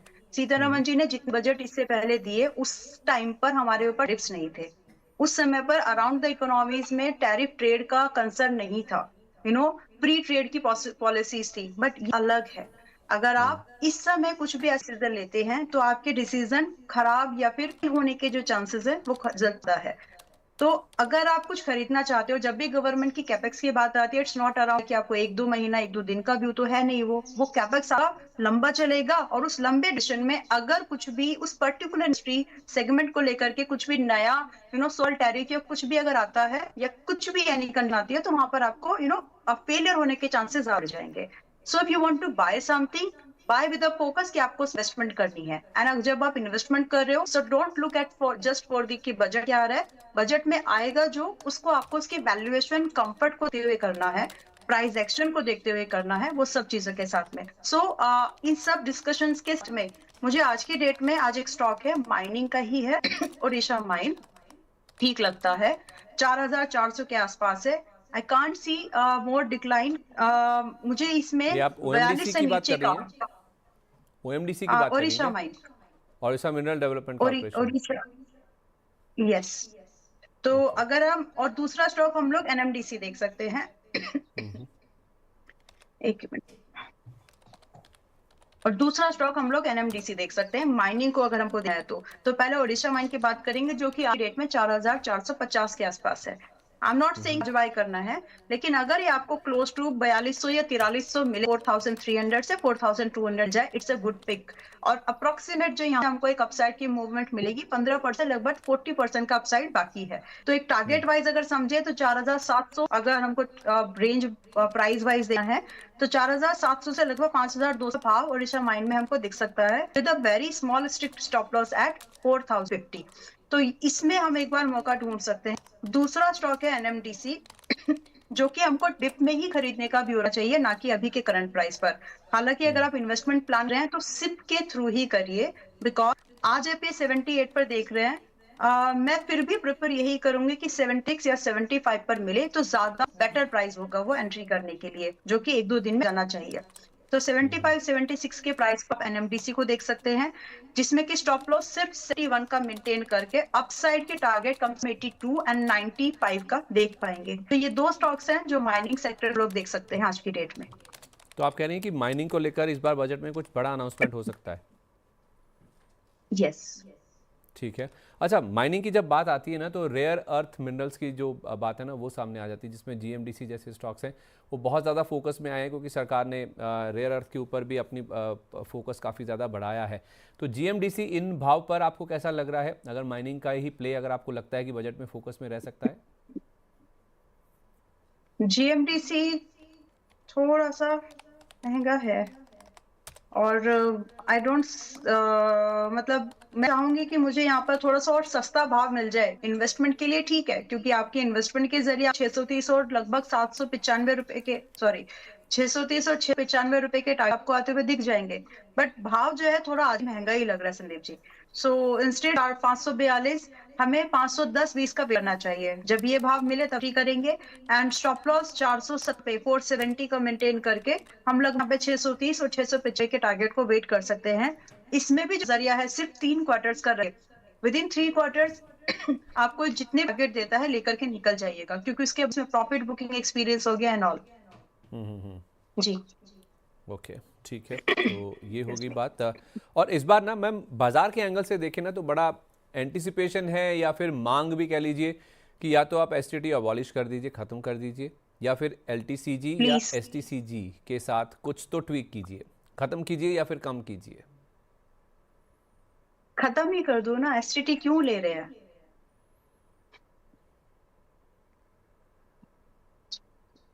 मतलब बस आपने इतना भी ही अपनी, स्टेटमेंट है इस पर, हाँ खत्म ही आपने कर भी दो। अपनी, मैं भी भावना ही समझने की कोशिश कर रहा था, आपने भी अपनी मांग ही सामने रख दी एक तरह से इन्हें।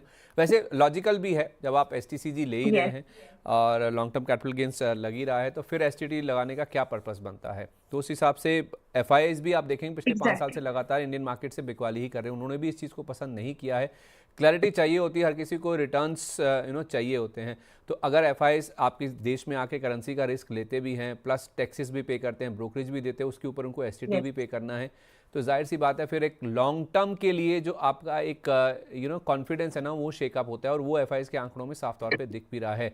तो पिछले 5 साल का और ये जो 2025 हमने ख़त्म किया 1.5 लाख करोड़ रुपये से ज़्यादा की बिकवाली एफआईज की, क्या इसको ध्यान में रखते हुए वो वित्त मंत्री जी जिन्होंने पिछली बार कहा था कि हमें एफआईज की ज़रूरत नहीं है, we are not dependent on them, तो क्या वो इस बार कुछ कर सकती हैं लॉजिकली स्पीकिंग? टोन तो उतनी माइल्ड नहीं होगी, लेकिन बिकॉज ज्यादा नहीं बोल सकते, बट टोन तो is gonna be same. But yes, I relief be there because मेरे पास ना एक प्रॉपर्टी स्क्रीनशॉट मतलब P&L आया था, जिसमें भेजा था किसी ने, जिसमें यही कंप्लेंट थी, मैंने 15 लाख रुपए प्रॉफिट किया है। अब इसमें मेरा ये देख स्ट्रीटी मेरे ट्रांजेक्शन कितने लगे हैं, उसमें उनके 12,30,000 ट्रांजेक्शन की कॉस्ट थी, और नेट प्रॉफिट जो उनका नेट रियलाइज था लगभग 2 कुछ वगैरह था। उस 12 लाख, उस 15 लाख के प्रॉफिट, राउंड फिगर बोल रही हूँ मैं, उस 15 लाख प्रॉफिट में आप मान के चलिए संदीप जी, जो उन्होंने भेजा ना, STT लगभग 9,70,000 रुपए का था, लगभग। तो ही वाज लाइक कि मैं क्यों करूँ ये ट्रेड, मतलब मैं क्यों कमाऊं, मैं इसके बाद जो मेरा ये बचा हुआ 2,70,000 रुपए है, इसके ऊपर भी मुझे उसको 30% देना है गवर्नमेंट को, तो ये वाला टैक्स मुझसे क्यों लिया गया था। अब ये इतना जायज सवाल लगा ना मुझको, मतलब one should talk about this. आपका प्लेटफॉर्म या फिर जो भी अच्छे प्लेटफॉर्म्स पर इस विषय पर बात होनी चाहिए कि आप डुअल टैक्सेशन, कहीं कहीं पर तो आपका ट्रिपल टैक्सेशन लेयर है, तो टैक्सेशन को ऐसा करो जो कि ग्लोबल, अगर आप एक डेवलप कंट्री, व्हाट, जैसे आप बनना चाहते हैं उसके जैसे आपको एक्ट करना पड़ता है। अगर आप एक डेवलप कंट्री बचा रहे हैं तो आपको उनकी ही जैसे नॉर्म्स को फॉलो करना पड़ेगा, राइट। तो वो सारी चीजें हैं, अभी उसमें I am not so good in politics, geopolitics वाली बातों को नहीं करेंगे, but as an market participant ये 11th आवर की नीड है कि अगर आप चाहते हो कि FII इस मार्केट में टिके, जो कि जरूरत है, टिकना ही चाहिए। IPOs के थ्रू कितनी फॉरेन इन्वेस्टमेंट्स लाएंगे आप, हर साल कितने IPOs लाएंगे, जो कंपनीज ऑलरेडी रन रही हैं उनको भी तो जरूरत है ना मार्केट में बिजनेसेस की। That's a different story, but इस पर थोड़ा सा कट होना चाहिए। अगर इसको बिल्कुल हटा दिया जाए, डिमोलिश कर दिया जाए, तब तो बहुत ही बढ़िया, नथिंग दैट, मार्केट में एक वापस से अच्छी पॉसिबिलिटीज बनेगी, बट डिमोलिश तो नहीं करेंगे। अभी तो बढ़ाया था, लॉन्ग टर्म कैपिटल कितना अच्छा बढ़ा दिया, शॉर्ट टर्म कैपिटल गेन पिछले साल कितना ज्यादा बढ़ा दिया। तो इट इज लाइक कि मारेंगे भी हम ही, और फिर पट्टी भी हम ही करेंगे, तो वो वाली सिनेरियो है, पहले दबाओ फिर उठाओ। वेल, ठीक है, लेकिन अगर ये कट हो जाता है, हट जाता है, तो ये बहुत रिलीफ होगा सभी मार्केट पार्टिसिपेंट्स के लिए। बट इससे एक असर और पड़ा कि फिर से रिजर्व्स कम हो जाएंगे, तो गवर्नमेंट कमाएगी कहाँ से, चलाएगी लेकिन यही कैसे है फिर कि घर। एफआईज की जो बेरुखी है ना उसको कम करने के लिए कुछ तो सरकार को करना ही पड़ेगा। कहते हैं ना कुछ चीज़ें सांकेतिक होती है, सिंबॉलिक होती है, और एफआईज की पिछले 5 साल की बिकवाली ना अपने आप में बहुत बड़ा सिंबल है, बहुत बड़ा एक संकेत वो दे रहे हैं कि हम खुश नहीं हैं आपके टैक्सेशन सिस्टम से, और जो आप नीतियां अपना रहे हैं उस वजह से हम मजबूर हैं Yes. आपके देश में पैसा ना लगाने के लिए, या जो लगा हुआ है उसको भी निकालने के लिए। तो आउटफ्लो चल रहा है पिछले 5 साल से एफआईज की ओर से, ये साफ तौर पे दिख रहा है। और एसटीटी जी, और इसमें भी अगर आपकी करेंसी, यस, और इसमें भी सॉरी फॉर इंटरप्ट, बट इसमें भी जब आपकी करेंसी मजबूत नहीं है, तो जो एक नेट रिटर्न होता है ना, वो नेगेटिव है, नदारद है। तो मैं रिस्क क्यों लूं, आपका पैसा है, अगर मैं आपके पैसा मेरी कंट्री वही सिचुएशन में लगाएंगे, तो आपका दूसरा ऑप्शन है जहाँ पर बेटर सेल, बेटर मार्जिन हैं, तो फिर जाएंगे ना आप, चाहे वो ब्राजील हो, रशिया हो, चाहे हो मैक्सिको, जहां पैसा लोग मिलेगा लोग जाएंगे वहां पर। हमें चाहिए, मतलब हम इसे नहीं बोल सकते कि हमको फॉरेन इंस्टीट्यूशनल इन्वेस्टर्स नहीं चाहिए, we are a developing country, we need them. बिल्कुल हमें चाहिए एफआईज। और पिछले साल 2025 में हम 5% के आसपास डेप्रिशिएट हुए हैं। तो हमारे कंट्री में अगर आपके कोई पैसा लगाता है तो टैक्सेशन तो पे करता ही करता है, वापस जब पैसा उसे लेके जाना है तो 5% का वो जो करेंसी इम्पैक्ट है वो भी उसको झेलना है, जो करेंसी डेप्रिसिएशन है। तो इन सब चीज़ों को ध्यान में रखते हुए एफआईज इंडियन मार्केट से फिलहाल काफ़ी दूर हैं। तो बजट को लेकर इस बार काफ़ी उम्मीदें हैं, देखते हैं कि वित्त मंत्री इस बार बजट को लेकर या फिर ये एसटीटी बाजार को लेकर किस तरह के अनाउंसमेंट करती, क्या उनके ऐलानों से FIIs की वापसी हो पाएगी नहीं हो पाएगी, ये सबसे बड़ा सवाल है। चलिए, दर्शकों के सवाल भी हमारे पास पहुंच रहे भारी मात्रा में। बजट के डिस्कशन की वजह से थोड़ा विलंब हो गया उनके सवालों को लेने के लिए। शंकर सिंह जी का पहला सवाल है, कह रहे हैं कि प्रणाम संदीप जी, अंबाला जी, रिलायंस इनके पास 1550 के कह रहे हैं कि 400 शेयर है मैम, ऊपर के भाव पर ले रखे हैं। JSL भी है 824 रुपये के रेट पर हैं, 450 शेयर हैं। और बेल राइस 184 रुपये के रेट पर 250 शेयर इनके पास हैं। ये कह रहे हैं सर एवरेज किन लेवल पे करें? ओके, इन्होंने रिलायंस का नाम लिया है ना? जी, इनका भाव कितने का बताया इन्होंने, एक बार मैं ऊपर में वापस मुझे बता 1550 सकते हैं रुपये पर ले प्लीज? रखे हैं, 1550। ओके, ठीक है। So you are an investor, right? Hmm. Underscore कर रही हूँ मैं इस बात को। तो अगर आपको एज इन्वेस्टर आपको इसको और एडिशन करना, ये प्राइस बुरा नहीं है। मैक्सिमम यहाँ से स्लाइड मिलती है, मतलब डाउन साइड दिखती है। मैक्सिमम 370 तक मुश्किल से जा सकते हैं, 10-15 प्लस माइनस बस। तो यहाँ पर भी आप खरीद का भी बना सकते हैं। If you want to wait करेंगे तो भी दिक्कत नहीं है। ऐसा कुछ भी होने वाला है कि अगले अगर आप 2-4 दिन वेट कर लेंगे तो ये 1400 की जगह 1500 की जंप मार आने वाला है। No, that's going to happen. So 1-2 दिन वेट कर लीजिए। अगर आप और थोड़ा बेहतर प्राइस पाने की कोशिश करना चाहते हैं, ट्यूसडे का वेट करिए, लगभग 1370-90 के आसपास आ जाए तो फिर खरीदारी के बारे में सोच सकते हैं। हाँ, this 1400 is also not bad. तो अगर आपका भी एक इन्वेस्टर वाला है, this is a good to accumulate. ठीक है, ओके। इन्होंने इसके अलावा JSL है इनके पास और बेल राइस भी है। Belrise, okay. संदीप जी, एक स्टॉक है लोटस डेवलपर, मेरे ख्याल से लीला लीला के नाम से हम इसको जनरली जानते हैं, नहीं, राइट? वो लीला जो स्लॉस बैंगलोर वाला है, Leela okay palaces. Okay okay, just मैं चेक ही कर लेती हूँ इसका पूरा नाम किस नाम से है। श्री लोटस। अच्छा, ये तो फिर रियल एस्टेट वाला हो गया ना। तो श्री लोटस, अगर हाँ जी, तो हम रियल एस्टेट की आज बात कर ही रहे हैं, तो यहाँ पर एक अच्छा मोमेंटम बन रहा है, आगे भी मेरे ख्याल से कंटिन्यू रहेगा। सो अपर सर्किट लेकिन 157 का है इसमें। तो अगर हम लेते भी हैं तो आज तो नहीं होगा, 150 के आसपास में है। तो आज का इसका अपर सर्किट जो है 57 का दिख, तो अगर आप इसमें अभी बना रहे हैं, अगर आप चाहें तो 157.50 के पास एक टारगेट बुक करते हैं। अदरवाइज अगर आप होल्ड कर ले स्विंग के पॉइंट व्यू से, तो 162 का पहला टारगेट एंड लगभग 175 रुपए दूसरा टारगेट इसमें एक्सपेक्ट किया जा सकता है। जिसमें कि हमारा जो स्टॉप लॉस है, सिर्फ टेक्निकल स्टॉप लॉस भी मेंटेन किया जो कि इंट्राडे का है 144, इसको मेंटेन का अटेम्प्ट हम कर सकते हैं। अब क्यों ऑलरेडी चल गया है, अपर सर्किट 157.50 का ही है, तो टारगेट बहुत छोटा है। तो देख के काम करिए। अगर में आपको पोजीशन स्क्वायर ऑफ कर आपका मन है तो एक्सपोजर कम कर लेगा।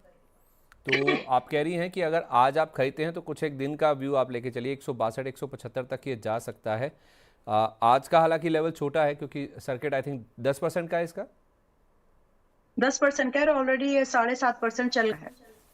हाँ, तो कोई ज़्यादा अपसाइड की गुंजाइश है नहीं आज के लिए, लेकिन बची नहीं। 162 175 तक अगर आप वेट कर सकते हैं तो 144 रुपये का स्टॉप लॉस लगा के 154 रुपये के आसपास आप इसमें खरीदारी कर लें, यही कहना चाह रही हैं आप? हाँ जी, हाँ जी। ठीक है, परफेक्ट है। तो आज काफ़ी अच्छा चला हुआ है और हो सकता है मोमेंटम और ऊपर की ओर पकड़ता हुआ दिखे, जो इसे 162 175 तक लेके जा सकता है। अच्छा, सवाल था उनका मैम, एक उनके पास JSL है और बेल राइस है। JSL एंड बेल राइस, ठीक है, इसको देख लेते हैं अभी। पहले बेल राइस 165 पर आया है वेल राइज अभी, और यहाँ से भी थोड़ा सा और डाउन पॉसिबल है। सो अभी इस टिप को मत खरीदिए, ये सही नहीं लग रहा है। इसमें और मौका 150-55 तक आने के लिए, तो उसी के आसपास आए तो फिर आप फ्रेश बाइंग के बारे में सोच सकते हैं, विद अ व्यू कि आपको यहाँ से 170 और 185 दो टारगेट मिलने के चांसेस बनेंगे, जिसमें कि प्लस 140 रुपए का मिन करना है। तो बाय बेहतर करने की कोशिश करिए, मत खरीदिए। ठीक है, JSL 824 का यस, है इनके पास। ओके। देखिए, स्टील सेक्टर चलेगा तो, लेकिन आपने स्टॉप लॉस काटा भी नहीं, मतलब अब ये 750 पर आ गया। जिस पैटर्न पर आपने इसको खरीदा था वो एक आउट स्ट्रेटेजी थी, लेकिन वो कब की हिट हो चुकी है and you are still holding it. So now because आप इसको होल्ड कर रहे हैं, तो इसका मतलब यही मैं मान के चलिए कि आपने इसको इन्वेस्टमेंट के तौर पर खरीदा। हालांकि नुकसान ज्यादा नहीं है, percentage by up two percent only. तो अगर आप इसको होल्ड करना चाह रहे हैं व्यू कि आपको 1 साल होल्ड करना है, तो 2-3 ध्यान में रखिए। सबसे पहले तो ये कि अपने 200 दिन के मूविंग एवरेज के आसपास, और यहाँ अगले कुछ और दिन रहेगा, मतलब 740-45 से आप ये मान के चले कि 710 and 800 is going to be a trade, एक नैरो रेंज इसके लिए रहेगी। इसमें ये अगले कुछ हफ्तों तक आपको दिखता रहे। बट इसके बाद जैसे ये स्टॉक जेएसएल वापस आपको ब्रेकआउट करेगा 825 रुपए का, देन वी कैन एक्ट आपको कम से कम 840 रुपए का फर्स्ट, लगभग 950 रुपए का 2 टारगेट 6 महीने के दायरे दिख जाए। तो अभी आप जैसा है एज इट इज करिए, फिलहाल एवरेजिंग मत करिए। एवरेजिंग करनी है 720 के आसपास करने का ट्राई कीजिए। स्टॉप लॉस 690 का है, क्योंकि आपको स्टॉप लॉस काटा नहीं था, कटा जो भी है, बट अभी 690 रुपए का स्टॉप लॉस मेंट करके एवरेजिंग 720 पहले नहीं करना। ठीक है, ओके, परफेक्ट है। 720 से पहले आपको एवरेजिंग नहीं करनी है। नैन्सी जी का सवाल ले रहा हूँ मैम, ये कह रही हैं कि good morning, I am fully invested, मतलब मेरे पास कोई भी कह रही हैं कि कैपिटल नहीं है मैं जिससे पैसा लगा सकूँ बाजार में। अब आप मुझे ये बताइए कि क्या मैं एनएमडीसी स्टील इसमें से पैसा निकाल लूँ जो मेरे पास 44 रुपये के रखे हुए हैं। जैगल प्रीपेड, मैम आप लेवल नोट करती चलिए, ये बता रही हैं कि मेरे पास एनएमडीसी स्टील 44 पे रखा हुआ है, जैगल प्रीपेड मेरा 395 रुपये का खरीदा हुआ है। तो हालांकि कह रही हैं कि जैगल काफ़ी एग्रीमेंट्स कर रहा है, मेरे को इस स्टॉक के ऊपर काफ़ी ज़्यादा होप्स हैं, तो मुझे कैपिटल की ज़रूरत है। इन दोनों में से कोई ऐसा स्टॉक जिसको मैं बेच के पैसा निकाल सकूं? ओके, तो मेरी नजर में आपको जैगल से होप तो है, लेकिन मुझे नहीं लग रही, तो आप जैगल का पैसा निकाल सकते हैं। और दूसरा रखे हैं। उसको रखिए रखिए, उसमें कोई प्रॉब्लम नहीं है। मतलब आप ये 44 के आएंगे तो आराम से आप यहाँ पर टाइम दीजिए, आस्किंग यू फॉर टाइम। अगर आप इसको टाइम जो है डिमांड कर देंगे, तो लगभग 48 रुपए से 55 रुपए भाव है जो इसमें आ जाना चाहिए। वो एक दायरा भी डिफाइन अगर हम करें तो 4 महीने अंदर आना चाहिए, क्योंकि जो एक मूवमेंट स्टील इसके रिलेटेड इंडस्ट्रीज में बनेगा, नॉन फेरस मेटल बनेगा, उसमें ये चलना चाहिए स्टॉक। ठीक है, ओके। जी। रोहित तिवारी जी हमारे एक प्राइम मेंबर है, कह रहे हैं कि मेरे पास वॉल्चन नगर इंडस्ट्रीज रखा हुआ है 205 रुपये पर, आई थिंक आपके कहने पे लिया इन्होंने। और एवेन्यू एआई करके एक स्टॉक है, मैंने इसके बारे में नहीं सुना, 19 रुपये 75 पैसे का ये प्राइस बता रहे हैं। कब तक होल्ड करूं कि प्राइस वापस आ जाए, ये पूछ रहे हैं। एवेन्यू एआई तो नहीं पता, बट एवेन्यू सुपर तो जरूर है, डीमार्ट है वो फिर। नहीं वो तो है ही है, वो तो 3000 से ज़्यादा का शेयर है। मैं देखता हूँ, आप तब तक इनका एवेन्यूज जो एआई। वॉल्चर नगर वाला जो है ना, ये इनका 205 पे लिया हुआ है, उसको एड्रेस कर दीजिए। ऑलराइट। और वैसे एवेन्यूज एआई मैंने ट्रैक नहीं किया है, उस पे कमेंट मैं उसको ट्रैक नहीं रही हूँ, तो ये नया है वो मेरे लिए। इन्फीबीम एवेन्यूज है आई वेल, थिंक ये।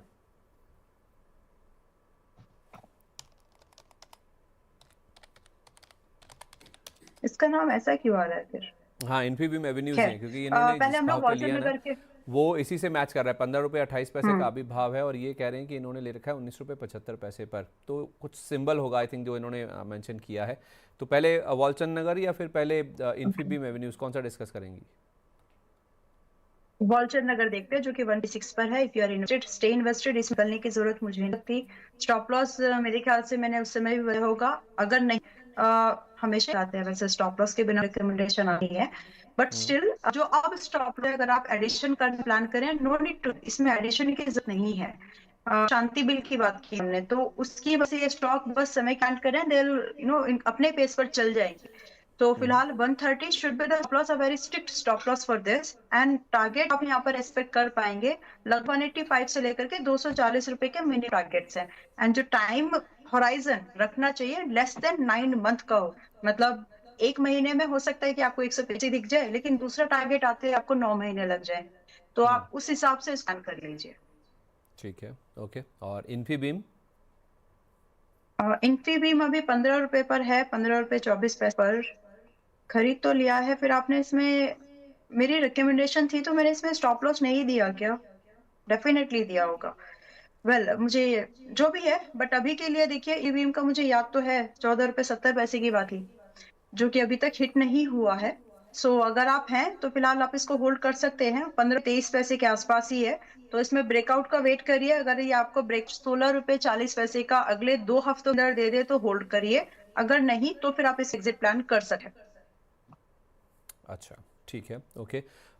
जतिन दवे जी कह रहे हैं कि मेरे पास इन्फोबिन है, 900 क्वांटिटी है, 250 रुपये के रेट पर, मुझे सजेस्ट कीजिए अगर 2 महीने का व्यू है तो क्या मैं एवरेज करूं और स्टॉप लॉस टारगेट क्या होने चाहिए?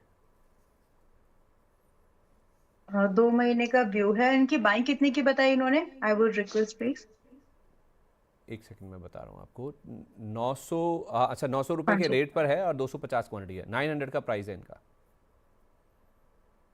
ओके, तो फिलहाल आप एक स्टॉप लॉस तो मेंटेन कर ही लीजिए, क्योंकि स्टॉक अपने 50 एवरेज के ऊपर है, थोड़ा सा और यहाँ से पॉसिबल है कि 800 के आस भी आ जाएगा।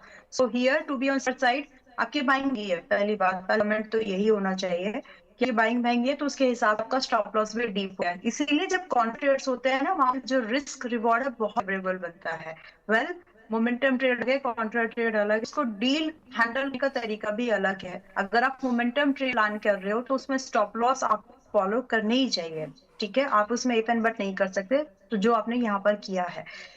टू बी स्पेसिफिक नाउ 740 रुपए का स्टॉप लॉस लेन करिए, एंड इसके साथ अगर ये आपको अगले 3-4 हफ्तों में अगर 945 रुपए का ब्रेकआउट दे तो बहुत बढ़िया करके बैठ जाइए, जिसमें कि आप इसमें ट्रेलिंग लगा के रख लीजिएगा 830 रुपए की, यानी आप ऊपर ला लीजिएगा उसको, and then way 1000 at least. Okay, ठीक है। एक आखिरी सवाल ले रहा हूँ, फिर मैं प्राइमरी मार्केट का वाला जो सेगमेंट है उसकी ओर बढ़ता हूँ। ये सवाल हमें भेजा है, हमारे एक प्राइम मेंबर ही हैं, राम किशोर सिंह जी कह रहे हैं कि please suggest 1 month and 6 month target and stop loss for SBFC finance करके एक शेयर है मैम, एनबीएफसी है, इसको लेकर पूछ रहे हैं। 3 मंथ्स का टारगेट 1 मंथ और 6 मतलब मंथ। फ्रेश बाइंग 1 मंथ और 6 मंथ, ठीक है, और फ्रेश बाइंग का इनका व्यू है तो ठीक है, बहुत सिंपल से, मतलब ये अभी अपने 200 दिन मूविंग एवरेज के आसपास है। इट्स लाइक अ मेक और ब्रेक। तो अगर आप एक्सक्यूज मी, अगर आप एंट्री का प्लान कर maintain stop loss at 97 and expect a target for 1, अगर आप एक टारगेट की एक्सपेक्टेशन रख रहे हैं सो 110 110 पहला टारगेट होना चाहिए, और 6 मंथ का दायरा लेके चल रहे हैं तो 125 रुपए से 6 महीने के हिसाब से टारगेट होना चाहिए। इट्स अ सिंपल ट्रेड, यहाँ पर आपको कुछ ज्यादा दिमाग लगाने की जरूरत ही नहीं है। सो मेक और ब्रेक रेंज है। अच्छा, ठीक है। एक बस टाइटन पे व्यू दे दीजिए, निष्ठा जी का सवाल है, हमारी प्राइम मेंबर है, 6 महीने से हमारे साथ हैं, कह रहे हैं कि टाइटन पे मुझे आपकी राय दीजिए कि क्या मुझे अब करना क्या चाहिए, क्योंकि मैंने इस पे प्रॉफिट बुक नहीं किया था और स्टॉक अब गिरना शुरू हो गया है। मैं कह रही है कि मुझे होल्ड करना चाहिए या फिर मैं और ख़रीद लूँ। पहले जो इनका बाइंग प्राइस है वो 3700 रुपये का है। आज आप प्रॉफिट बुक कर लीजिए, और दोबारा आपको इसको खरीदना है तो आपको खरीदने के लिए अभी भी आप अच्छे प्रॉफिट में 10-12% को प्रॉफिट है, पहले उसको लिए आप जब करिए, खुश होइए। एंड अगर आप बुक कर रहे हैं तो आप लॉस नहीं कर रहे हैं। दोबारा अगर आपको इसमें पैसा डालना है तो आप 3800 के आसपास दोबारा, 3850 के आसपास दोबारा पैसा, वही पैसा जो बेस अमाउंट, प्रॉफिट नहीं, जो बेस आप इसमें वापस इंड्यूस कर सकते हैं। As on today it should be a profit booking day. Okay, ठीक है, परफेक्ट है। तो इस बीच हम प्राइमरी मार्केट यानी कि आईपीओ मार्केट से जुड़ी खबरों की तरफ फोकस कर रहे हैं। आपके पास भी अगर रिसेंटली कोई आईपीओ है या इससे जुड़ा हुआ कोई आपका सवाल है तो आप शेयर कीजिए, मैं उसको लेने की कोशिश करूँगा। हम बढ़ते हैं हमारे खास प्राइमरी मार्केट से जुड़े हुए सेगमेंट की तरफ।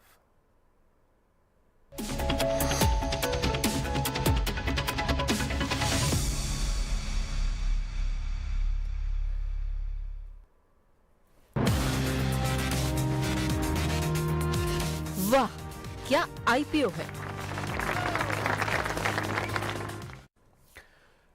वैसे प्राइमरी मार्केट में कुछ ज़्यादा एक्शन है नहीं, क्योंकि शैडोफैक्स टेक्नोलॉजीज का लिए आईपीओ बंद हो गया। आज इसका अलॉटमेंट होने वाला है, 28 तारीख को इसकी लिस्टिंग होने वाली है। इसका इशू प्राइस 124 रुपये है, 1907 करोड़ रुपए का ये इशू था। कंपनी को भी पैसा मिला है, ओएफएस में 907 करोड़ रुपए मौजूदा निवेशकों को भी मिले हैं, लेकिन इसका जो ग्रे मार्केट प्रीमियम है ना, वो पूरी तरह से इरोड हो गया।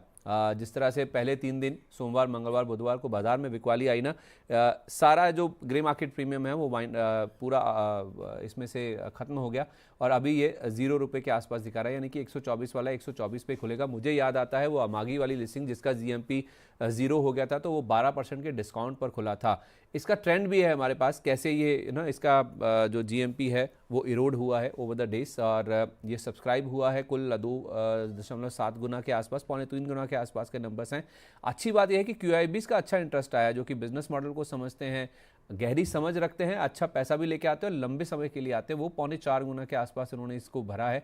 रिटेल कूद कूद के 2.5 गुना के आसपास आए हैं और 3.25 गुना टोटल ये सब्सक्राइब हुआ है। लेकिन दिक्कत है ग्रे मार्केट का प्रीमियम, यानी कि सेंटीमेंट बिगड़ गया है। तो सेंटीमेंट के नंबर्स अगर आप दिखाएं, ग्रे मार्केट के प्रीमियम किस तरह से ओवर द डेज ये इरोड हुआ है, तो 15 रुपये के आसपास से शुरू हुआ था 16 जनवरी को, फिर ये 9 रुपये हुआ, फिर 10 रुपये हुआ, 6 रुपये, 4 रुपये, 1.5 रुपये, एंड फाइनली ये 0 यानी कि पूरी तरह से इरोड हो चुका है। तो मैम, शैडो फैक्स को लेकर आपकी क्या एक्सपेक्टेशन है, क्या किस तरह की लिस्टिंग हो सकती है? GMP को साइड कर हम बात करें तो थोड़ा बहुत एक रेंज डिसाइडेड है कि ये आपको अप टू 5% के आसपास की लिस्टिंग दिखा सकता है। देखिए, शैडो फैक्स एक ऐसी कंपनी है, इसका बिजनेस मॉडल बहुत स्ट्रॉन्ग है। कल भी जब कहीं पर बात हो रही थी तो बिजनेस मॉडल अच्छा है, लेकिन प्रीमियम लिस्टिंग के एक्सपेक्टेशन से अगर आप पैसा लगाएंगे so you might get disappointment. यही बात मैंने वहां पर की थी, अभी भी मैं उसी चीज को दोहराऊंगी। इसका जो बिजनेस है आज की डेट में, जो केस है, जो ट्रेंड है, या जो भी आपको उसका नाम देना है, ई कॉमर्स इंडस्ट्री ग्रो कर रही है और आगे भी करेगी। नाउ अब जो भी प्रोडक्ट मैंने यहाँ से मंगाया है उसको किसी भी प्लेटफॉर्म, मिंत्रा हुआ, अमेजोन हुआ, फ्लिपकार्ट हुआ, जो भी प्लेटफॉर्म हम यूज कर रहे हैं, जोमेटो हुआ, इन सभी प्लेटफॉर्म का साथ में मेरे पास से ऑर्डर जब तक निकला, सप्लायर के पास से जब पहुंचा, इस बीच का जो ड्यूरेशन है, उस पैकेजिंग, उस पूरे चेन को संभालने वाली कंपनी है ये, जिसमें कि आगे का जो ट्रेंड है बहुत स्ट्रांग है। सो इस नजरिए से अगर आप एक इन्वेस्टर हैं, कि आपको अगर डिस्काउंट पे मिल जाए खुश रहे, तब अगर आपको डिस्काउंट पे मिल जाए और आप नजरिया 3 से 6 महीने का है तो भी आप इसको रख सकते हैं। सेकेंडरी मार्केट में फ्लैट खुल जाए तो भी आप इसको रख सकते हैं। और अगर आपको प्रीमियम लिस्टिंग सिर्फ 5% तक की ही मिल रही है, डोंट इन सो हरी कि आपको फटाफट से प्रॉफिट बुक करना है, क्योंकि इसमें चांसेस रहेंगे आपको 135, 155 के भाव आप अगले कुछ महीनों के अंदर ही दिख जाएंगे, मे बी वीक्स। तो आप इसको सकते हैं सेकेंडरी मार्केट में, let it perform. Stop loss जरूर मेंटेन कर चल लीजिए। इसका जो लोअर बैंड है 18 का है, अगर आपको स्टॉप लॉस मेंटेन है तो 100 रुपीज का स्टॉप लॉस मेंटेन के कैपिटल प्रोटेक्शन एक अप सर्टेन लेवल रखे, लेकिन आप इस रख सकते हैं इन माय ओपिनियन, क्योंकि बिजनेस कम है। और वैल्यूएशन, अगर इस पर्टिकुलर इंडस्ट्री की बात करूं तो ई कॉमर्स में सप्लाई चेन मैनेजमेंट करने वाली कंपनीज एंड टू एंड कोई नहीं है जो है। तो डिलीवरी का सेगमेंट अलग है, दूसरी कंपनीज के बिजनेस सेगमेंट अलग है, वो B2B को ज्यादा प्रेफरेंस देते हैं। लेकिन ये सिर्फ आपके ई कॉमर्स इंडस्ट्री में इसका जो है निश बिजनेस, ज्यादा आई शुड से अनुभव, तो इसके एक्सपर्टीज उसमें है। और जो ये इंडस्ट्री है बहुत ही नीश है, ग्रोइंग है, हर घर में है, तो इसके लिए आपको एक अच्छा खासा अपसाइड कमेंट ग्रोथ वाइज देख सकता है। और दैट्स ऑल। ओके, ठीक है, तो अच्छी ग्रोथ देखने को मिल सकती है क्योंकि इंडस्ट्री अच्छी है। तो फिर लिस्टिंग पे अगर मैम फ्लैट या फिर हल्की फुल्की प्रीमियम पर लिस्टिंग हो जाए तो फ्रेश भी खरीदा जा सकता है, जिनको नहीं मिला या जो नहीं ले पाए पहले? अप टू 5% की लिस्टिंग, वही कि आपको 10% डिस्काउंट, फिर फ्लैट, या फिर अप टू 5% लिस्टिंग भी प्रीमियम पे मिल रहा है टू द प्राइस, खरीदारी कर सकते हैं। क्योंकि ये 3 मंथ से 6 मंथ के रेंज में कम ओपन कर सकता है। एंड वी साइड और स्टॉप लॉस की हमको 100 रुपए से नीचे नहीं है। Well, as a disclosure, I am not, मैं इनमें से किसी भी में एप्लीकेशन नहीं रखा है, तो मेरा इसमें कोई पर्सनल इंटरेस्ट नहीं है। लेकिन बिजनेस अच्छा है जो कि ग्रोथ दे सकता है आपको फ्यूचर के हिसाब से। ठीक है, मौके 10% नीचे या फिर 5% ऊपर तक इस बैंड में अगर भी लिस्टिंग होती है तो आप चाहें तो फ्रेश भी खरीदारी करने के बारे में सोच सकते हैं, अगर आपने अप्लाई नहीं किया या फिर आपने सब्सक्राइब किया था और आपको अलॉटमेंट नहीं मिला है तो। एक दो सवाल और हैं जो मैं कह रहा था ना कि हाल फिलहाल जो लिस्टिंग हुई उसमें रोहित तिवारी जी कह रहे हैं कि एक बार जरा पार्क मेडीवर्ल्ड पर अपना व्यू दे दीजिए। आई सपोज कि इन्होंने IPO में इनको मिला हुआ है। Okay, and what's the view, I mean कितने समय का होराइजन तो आप ही को बताना पड़ेगा कि आपके इन्वेस्टमेंट के ऑब्जेक्टिव आप बताएं, तो वो प्लीज मेंशन करें नेक्स्ट टाइम ऑनवर्ड जो सवाल पूछ रहे हैं।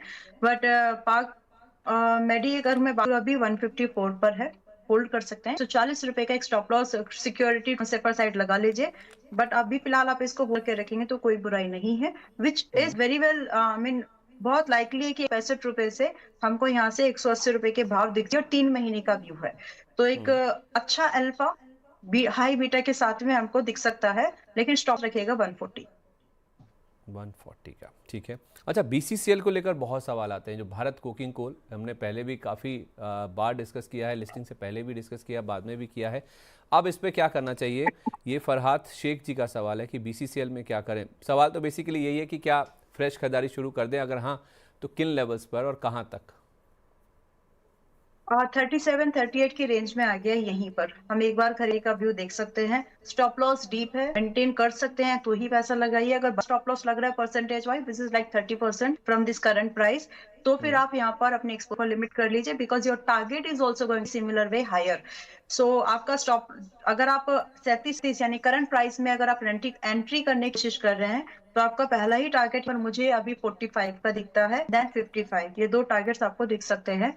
स्टॉप छोटा नहीं कर सकते क्योंकि स्टॉक का नेचर वैसा है, प्रीमियम लिस्टिंग बहुत दी हुई है, ऑलमोस्ट 100% की प्रीमियम लिस्ट है, तो प्रॉफिट बुकिंग अगर इंटेंस हुई तो ये और नीचे की तरफ सरक सकता है, but kind of this is a time पर एक अच्छा खासा लिस्टिंग प्राइस से अगर मैं बात करूं, लगभग संदीप जी बहुत अच्छा खासा डिस्काउंट है, 20% आगे ऑलरेडी घटते घटते, तो यहाँ पर एक कटा बनता है लिमिटेड एक्सपोजर पर for the 40 and 55 target. Okay, ठीक है, परफेक्ट है। चलिए, इसी के साथ प्राइमरी मार्केट से जुड़ा हुआ ना जो खास सेगमेंट है उसको हम यहीं पर विराम देते हैं।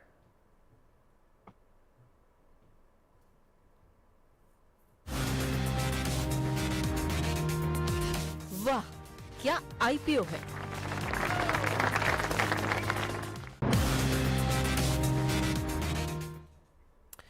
एक सवाल और ले रहा हूँ मैम, फिर मैं शो को वाइंड अप करता हूँ। एक अनिल लोहान जी का सवाल है, ये कह रहे हैं कि 23% लॉस कवर हो गया। Thank you ma'am. RMC switch gear के 410 रुपये के रेट पर 2000 क्वांटिटी सेल करके मैं निकल गया हूँ, और प्रीमियम एनर्जी बाय कर सकता हूँ क्या इस लेवल पर?